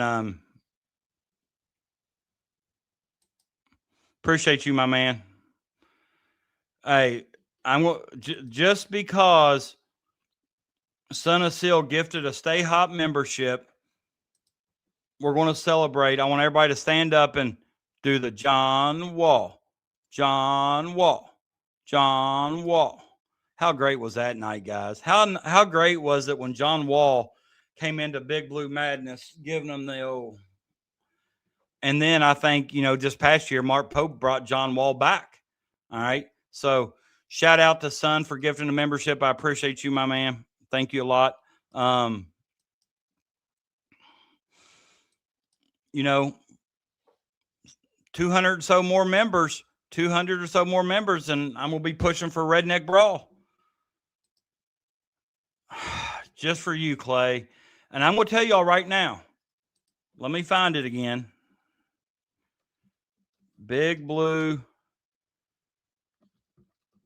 Roulette.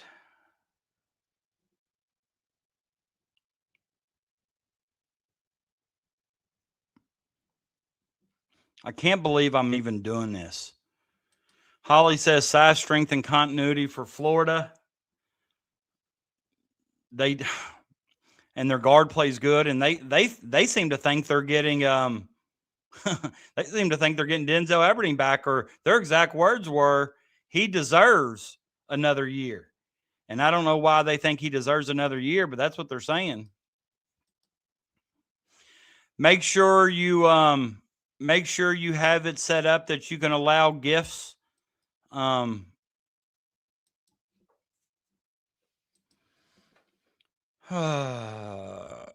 thinks the SEC, of course, look how much each school's paying. Each school's paying a lot, but look at the ACC. Look what Duke and Louisville's paying.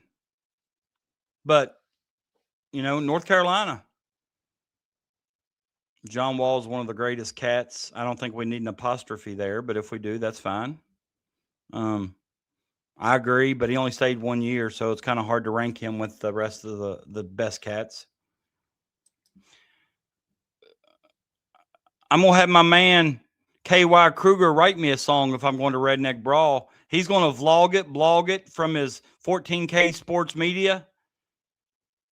And then he's going to write me a song, and he's going to do everything he can. All right, just for my man Clay right here, but I'm going to tell y'all right now.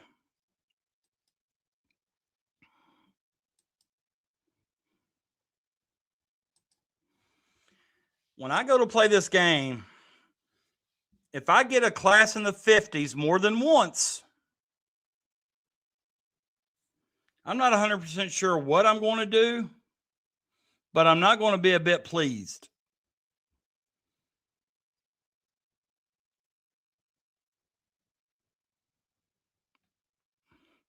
All right. So if I get, we're going to do we do the classic with the stats on.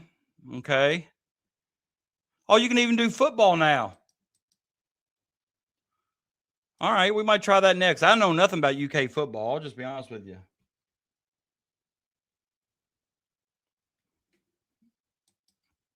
All right. Ready? First one here. Here we go.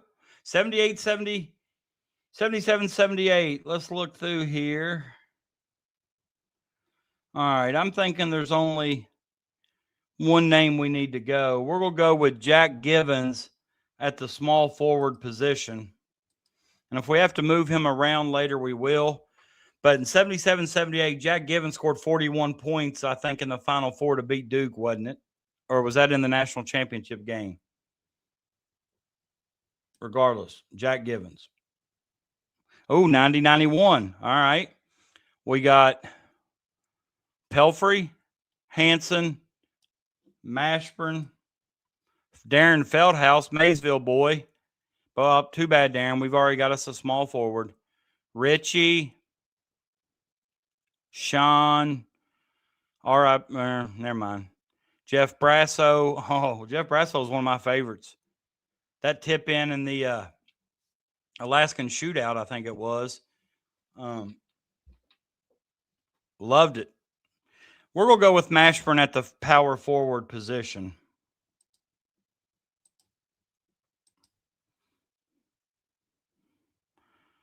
All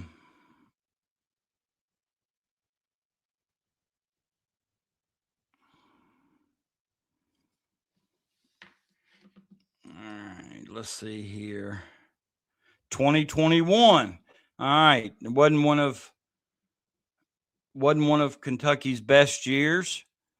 We got Davion Mintz, BJ Boston, Olivier Sarr, Keon Brooks, Terrence Clark, RIP Terrence Clark.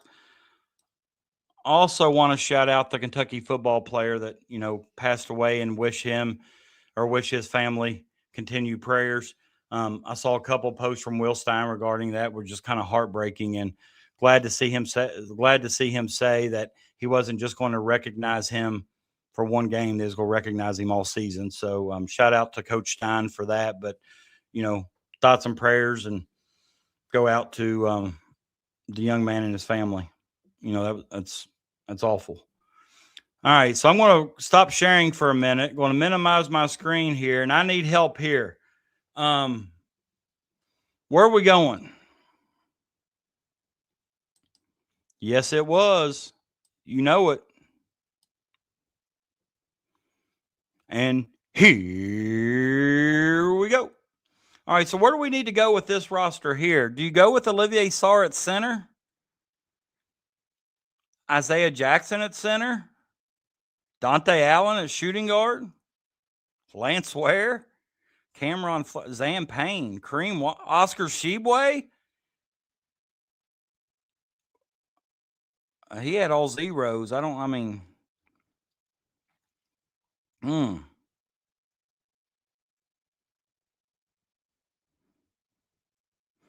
How much different would our season went that year if Olivier Sarr would have hit that first shot, early on to win that game that kind of rolled in and out from the short corner? All right, I might make a mistake here, but I'm going Olivier Sarr at center. All right. Since nobody's commenting on where I should go. 84-85. Okay. We got Kenny Sky.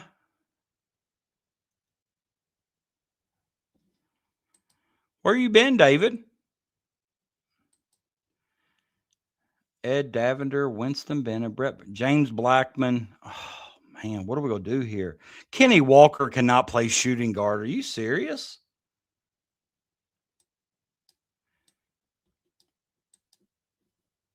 Let's move Givens to shooting guard and move Skywalker to small forward. How about that? All right. Now we're cooking with gas.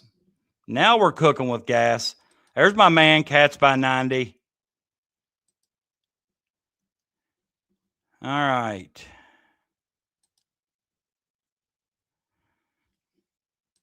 Come on, need us a good point guard here. Sheesh. Looks like it's Ty. Jeez.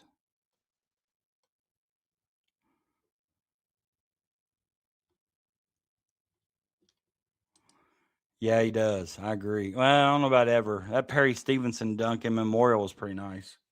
But yeah, I know which dunk you're talking about.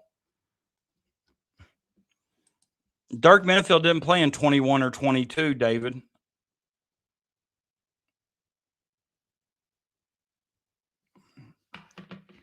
Let me get the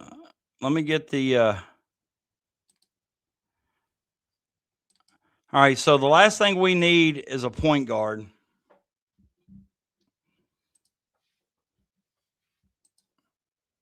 All right. And we've got from 21, 22. So I honestly think our best option's got to be Ty Washington. Would you rather have Ty or Severe Wheeler? Ty had more points, more rebounds, less assists, more steals, and comparable blocks. So we'll go with Ty. Shit. Elite 8, 30 and 10. I want to know the 10 teams that beat them. Kenny Walker, well, I am kind of weak at center and point guard. One more time. I've had one Final Four. I ain't had a 40-0 yet. Here we go. Piss.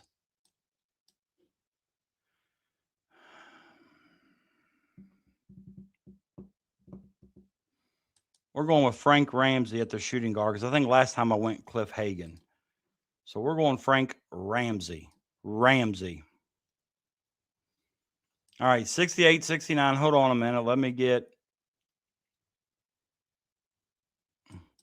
That's right, Clyde. Throw MLs down. That's right. And for those of you that are new here, please subscribe to the show. Please like the show as you're moving in. Yes, he does. I think he wasn't it like 17 or 18 maybe?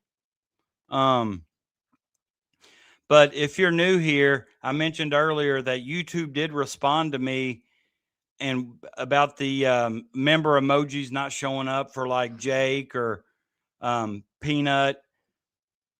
And the reason is there's some kind of glitch going on between YouTube and iPhone that they won't show up on your iPhone, but they'll show up on your desktop or, no problem with Android. It's just the problem between YouTube and iPhone. YouTube is aware of it, and they say that they're fixing it or trying to fix it, I should say. All right, so let me maximize this. All right, 68, 69 Wildcats. I think any answer other than Dan Issel is probably the wrong answer.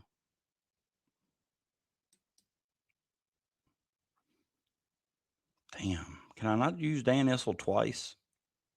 What if I want him at power forward too? It's a different year, so it's a different year, Issel. 68, 69 Issel is different than 69, 70 Issel. I should be able to make a whole team of Issels if I want. All right, we'll go Mike Pratt here at small forward. Damn, I got a 51, a 69, 70, and a 68, 69. Hope I don't come again. Oh, man. Here we go. I ain't heard of any of these guys.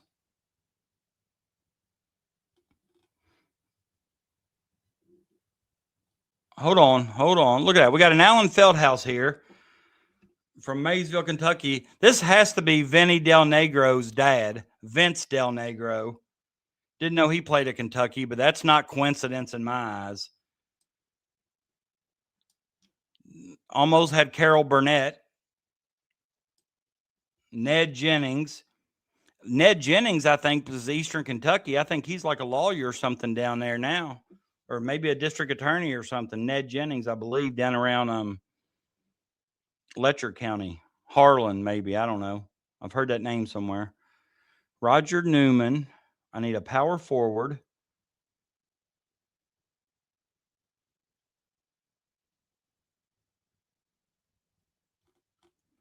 Man, or a point guard. They ain't got a point guard worth 2 hoots and a holler. Small forward or power forward.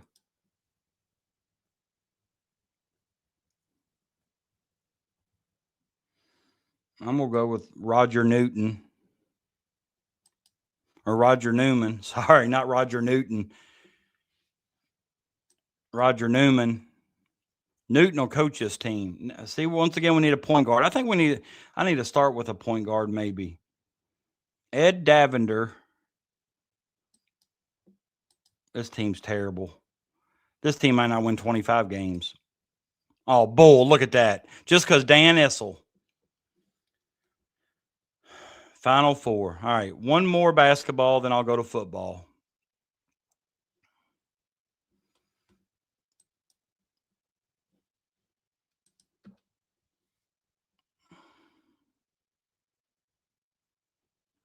I got a 40-0 the other day with Meeks, Reeves, Givens, Issel, Nash. Now, that's a pretty good squad. Alan Feldhouse is Darren's dad. You are correct. Well, there's also an Allen Jr., but at that point in time at the years, that was Allen Sr. Allen Jr. didn't play at Kentucky, did he? I was thinking the same thing, Holly. I just wasn't going to say it. All right. Here we go. All right, 2001, 2002, we got Tayshaun Prince, Gerald Fitch, Chuck Hayes. Got 2 Chuck Hayes. We got Chuck Hayes and a Chuck Hayes Jr. What?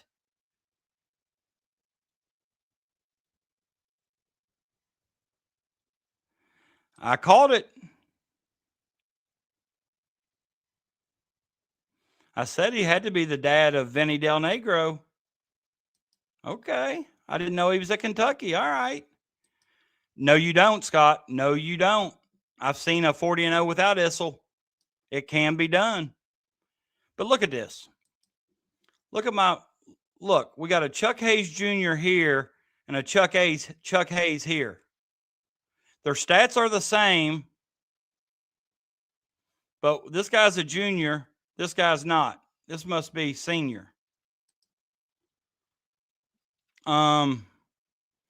It's hard to pass up Tayshaun. He's one of my favorites. But I'm going to try to get a point guard. I'm going to try to get a point guard early. Kyle Macy's a good point guard. I like that. Let's go, Kyle. I was the RA of the basketball team when Kyle Macy was the head coach at Morehead State University. I got to know Kyle really well. I can tell you something that Kyle Macy was notorious for. I got to go out to eat with them some because I lived on their floor and they'd include me sometimes. And it seemed like every time I was out to eat with Macy, he always seemed to forget his wallet. He was very good about forgetting his wallet. All right, here we go. 14-15. I'm going with Devin Booker, I think, at the shooting guard position. Or do you go with...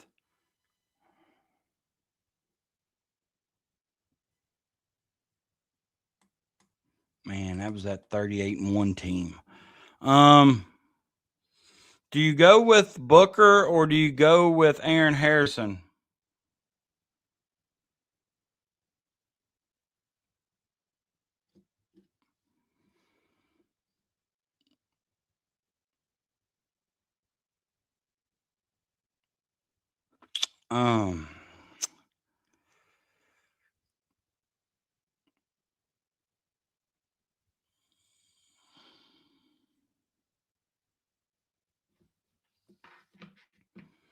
All right. I'm gonna take it down to see if y'all do we.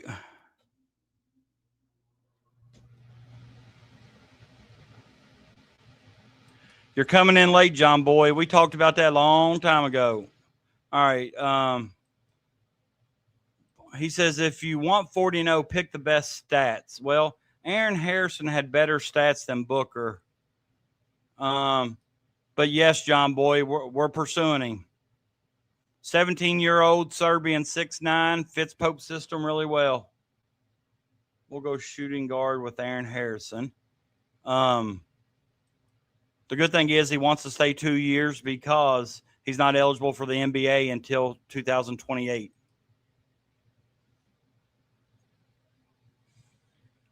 I'm trying to see my screen here. Correct me if I'm wrong, but I think the score is still 3-1. United States leading over Paraguay, 3-1. Looks like USA is controlling the ball. And as I say that, they kick it downfield. All right, let's see here. 13-14, Julius Randle. Gosh. I'm going to go Randle because I'm trying to pick the best stats, but I'm not 100% sure. Oh, this ain't a bad center to grab. What? What? And you want to know why I get frustrated?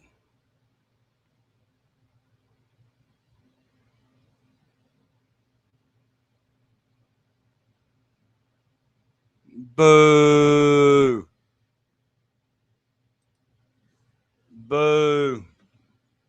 I'm not messing with that. Let's switch over to, let me try see if I can get to football. All right, you get a quarterback. Have y'all done the football yet? Stop it. Stop it, Clay. There's no rhyme or reason to why that happens. That team right there was solid.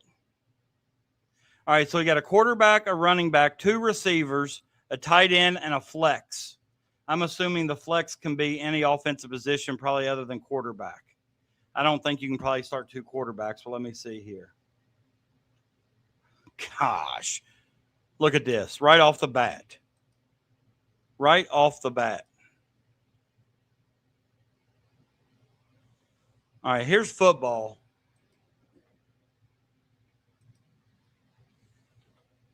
I mean, 54-61 quarterback options. None of those guys. Running back. None of those guys. There ain't a single person that I want. So can I change?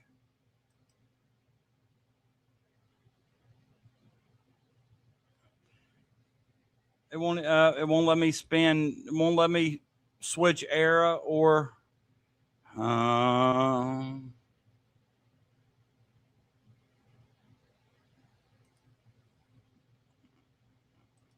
right, so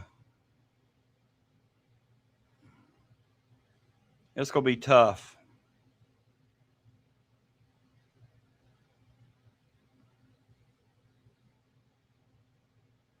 It's going to be tough. Glenn Shaw.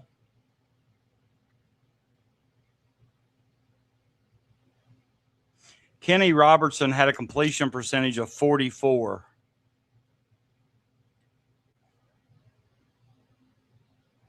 I mean, my goodness, they don't have any stats here worth. Maybe try to find me. Is there a tight end worth taking? Hell, they don't have any tight ends. Tom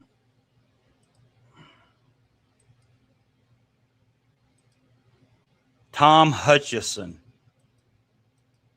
Couldn't tell you hiding her hair. Bradshaw, 62-68. Goal USA. 4-1. Or is the game over and I've missed it? I think it's 4-1. The score is 4-1.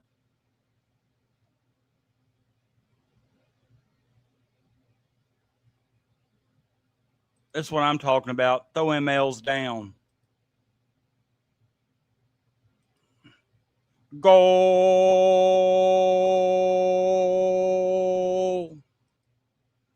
All right, now let's see.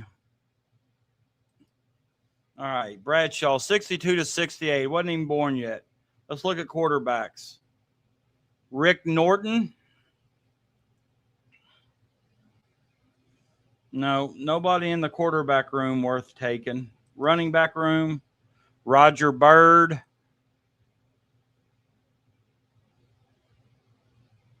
Dickie Lyons.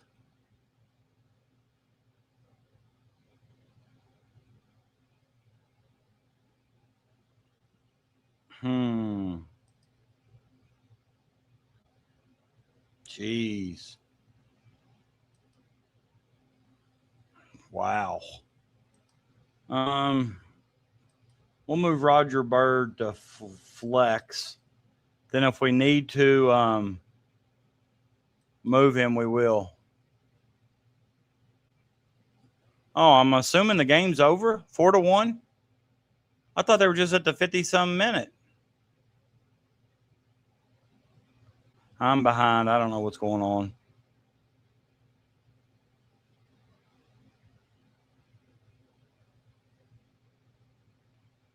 All right, so now we got 73-81. Kersey, Sonny Collins.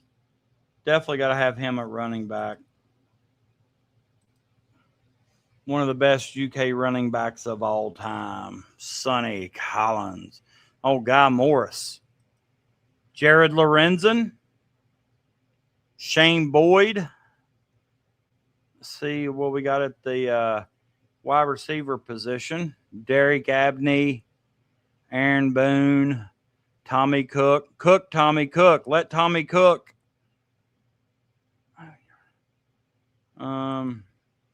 Derek Smith. We'll go with Jared because he puts up big numbers. I'm still not for sure. This team might not be 500.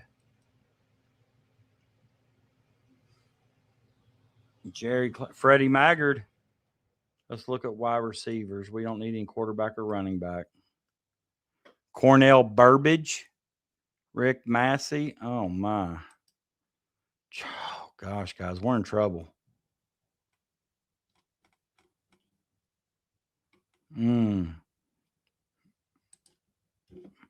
So we've got to have a wide receiver and a tight end.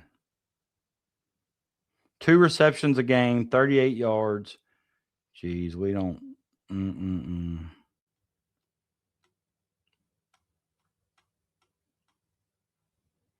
This is awful. This is tough.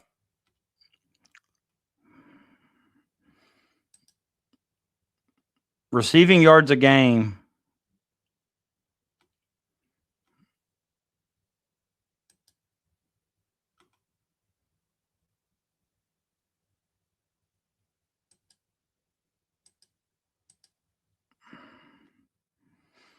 Jeez, this is awful. This is awful, guys. This is awful. Now we have to get a tight end here. They have to give us a team that has a tight end. Rich Brooks. There ain't none better than Jacob Tammy. 8-4, bowl eligible.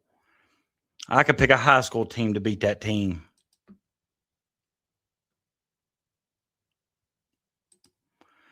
Get him, Clyde. What a match.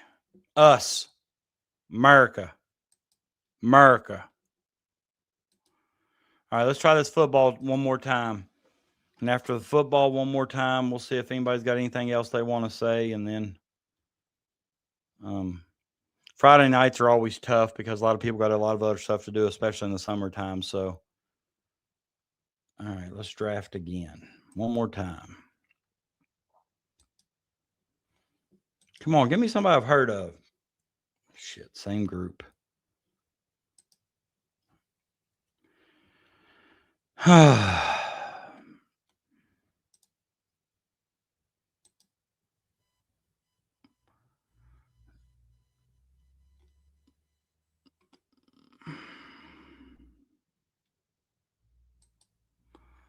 Julie, what's up, girl? Hey, I'm not Mr. Bratton County. I'm Mr. Augusta. Augusta's in Bratton County, but we don't associate with it. I'm Mr. Augusta.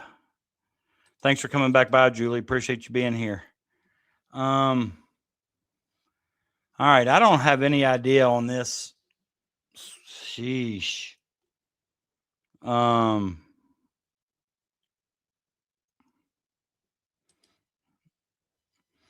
gonna go with Rick Norton. Never heard of him, but he's gonna be our quarterback. Let's go with running back here. Well, Ray, 69-72. Let's see, running back. We've got Roger Gann, Sonny Collins. Sonny Collins was a year younger. Gary Knutson. All right, we'll put Roger Gann. Put him at flex. I remember who you are. I remember.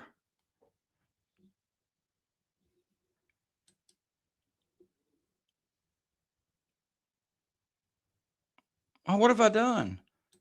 Oh, man. Crap. I must have hit draft again. Sorry. All right. We're going to start again. Mike Hartline, Maxwell Smith, Jalen Whitlow, Morgan Newton, Patrick Tolles, Randall Cobb.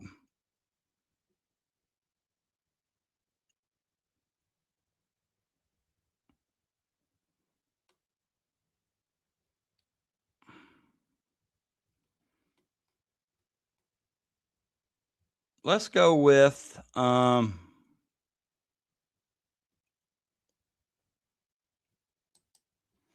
go with Randall Cobb. He's got a lot of options, so we can always move him around. He can be quarterback, wide receiver 1, 2, or flex. So that could be a good quality or a bad quality, Julie. All right, let's see here. All right. If we go quarterback, pass yards a game.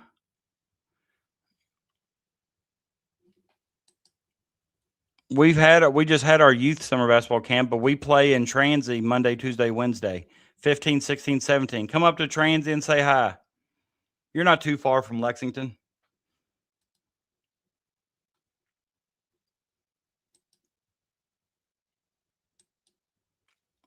But we did our youth camp last week.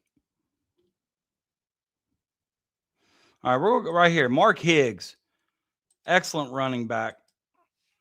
He's got some flexibility too. We can always move him to flex if need be. I'm liking the start. I'm liking the start of this offensive firepower.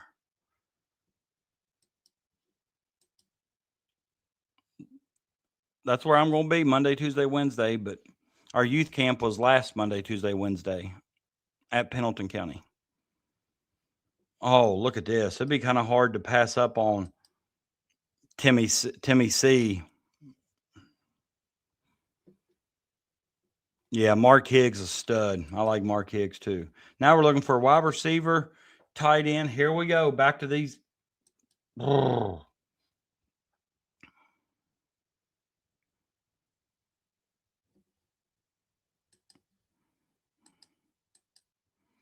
ain't never heard of that guy. Larry Seipel. Uh-oh. Rich Brooks. Oh, Stevie got loose. I don't think I've got that year yet. He might be in this group here. Let's look at the wide receivers. No, when did Wandale play? No, he's more recent than that. All right, so do we go with Stevie got loose or Keenan Burton? Their numbers are similar.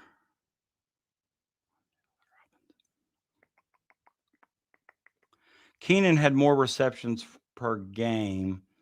So let's make him the flex. So now we need a tight end. Come on, give us Jacob Tammy now. Oh gosh. Back in the year when they didn't even use a damn tight end. I know who Wandale is. I don't think he spells it like that, but if that's how you want to spell it, that's fine too.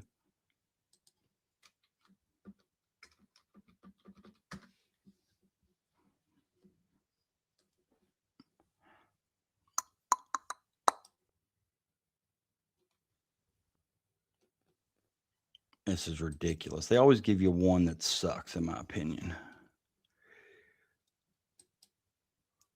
Look at that. There it is. There it is. Clay, are you on here? There it is. Look at that. Look at that.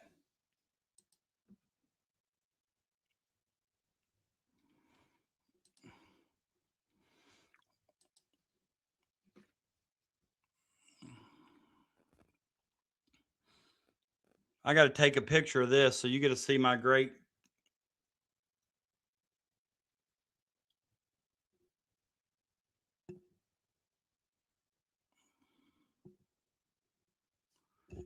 Let's go.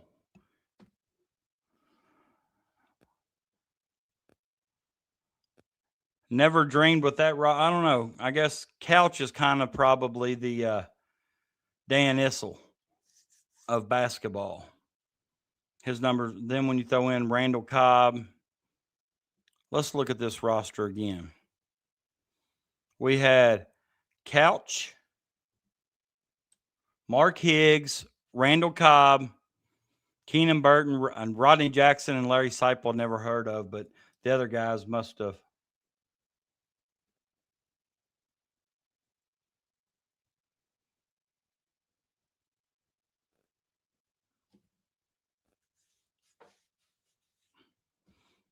Can't believe that. I'm going to leave that up there on the screen. Yo, dog. Yes. So take a trip from Anderson County to Transylvania. I don't know. I don't know if I want anybody seeing my team yet. We're not at our best just yet. Didn't that cause some problems, Julie? And also didn't Rex also, I think Rex, when he dated an African-American girl his freshman year at Kentucky, I think that also caused some problems. I think they both received some hate mail. But, yeah, I did know that.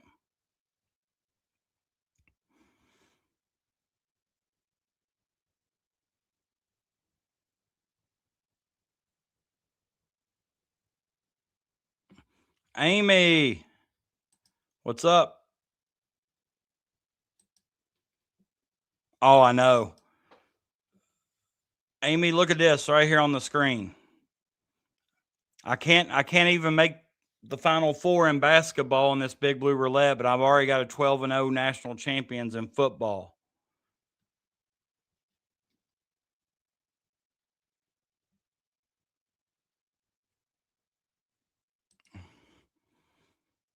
We can do a crossover dribble. Ooh, AI. I like AI too.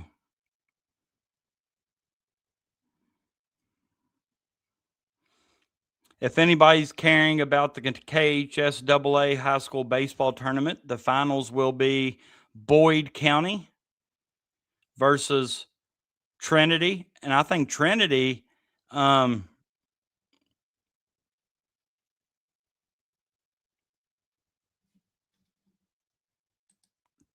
taught my daughter how to change the tire instead. Hats off.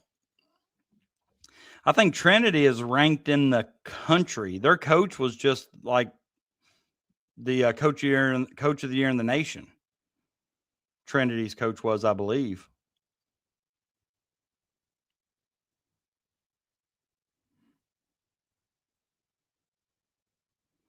I was going to try to look and see who is in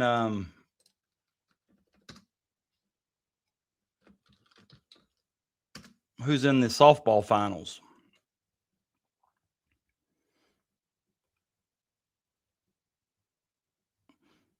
Come on. Girls fast pitch softball 2026.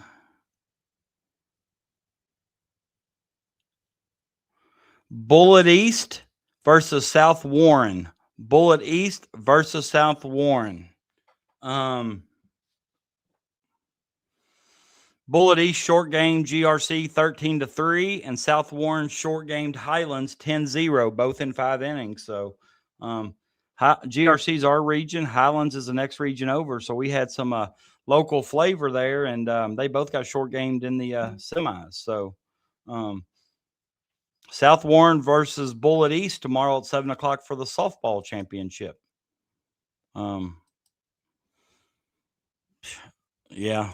And Sacred Heart was a little bit down this year, but Assumption had missed basketball. Got a chance to see her play a couple of times. She's really, really good.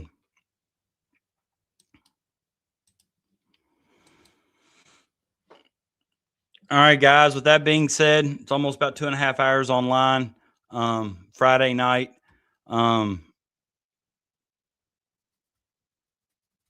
probably going to get off here. Nice. They're in the finals tomorrow, Julie. They're in the finals. USA.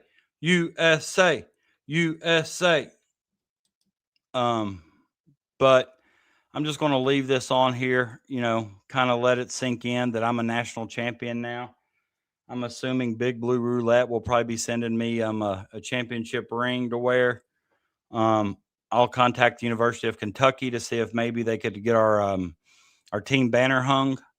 But appreciate it, Scott. Sorry it was a little bit shorter than normal, but it is a Friday night, and I didn't expect a lot of people on, but I just wanted to basically talk a little football and basketball, and we did that. But I will tell you this. I ordered something today that I created that I'm going to make a series of, and I'm going to give them away or something, but you're all going to want to be a part of that. I don't want to do it just yet. Once they come in, I'll show you guys on stream what it is.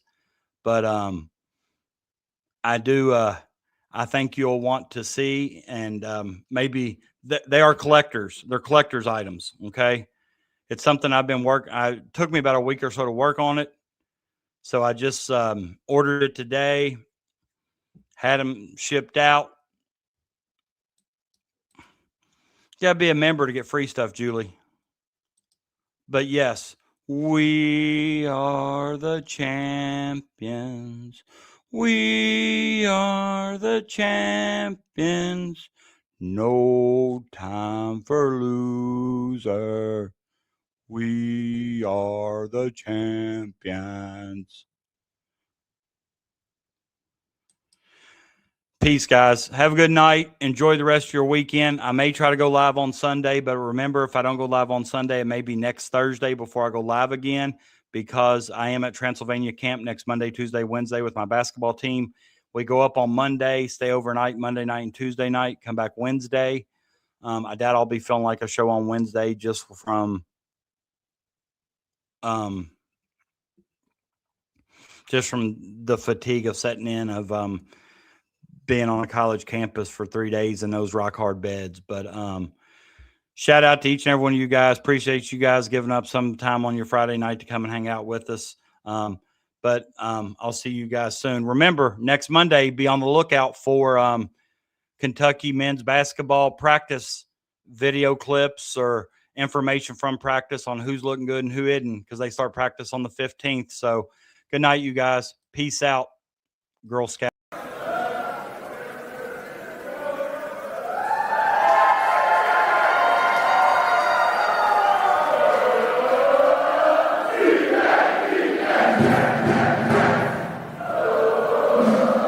Team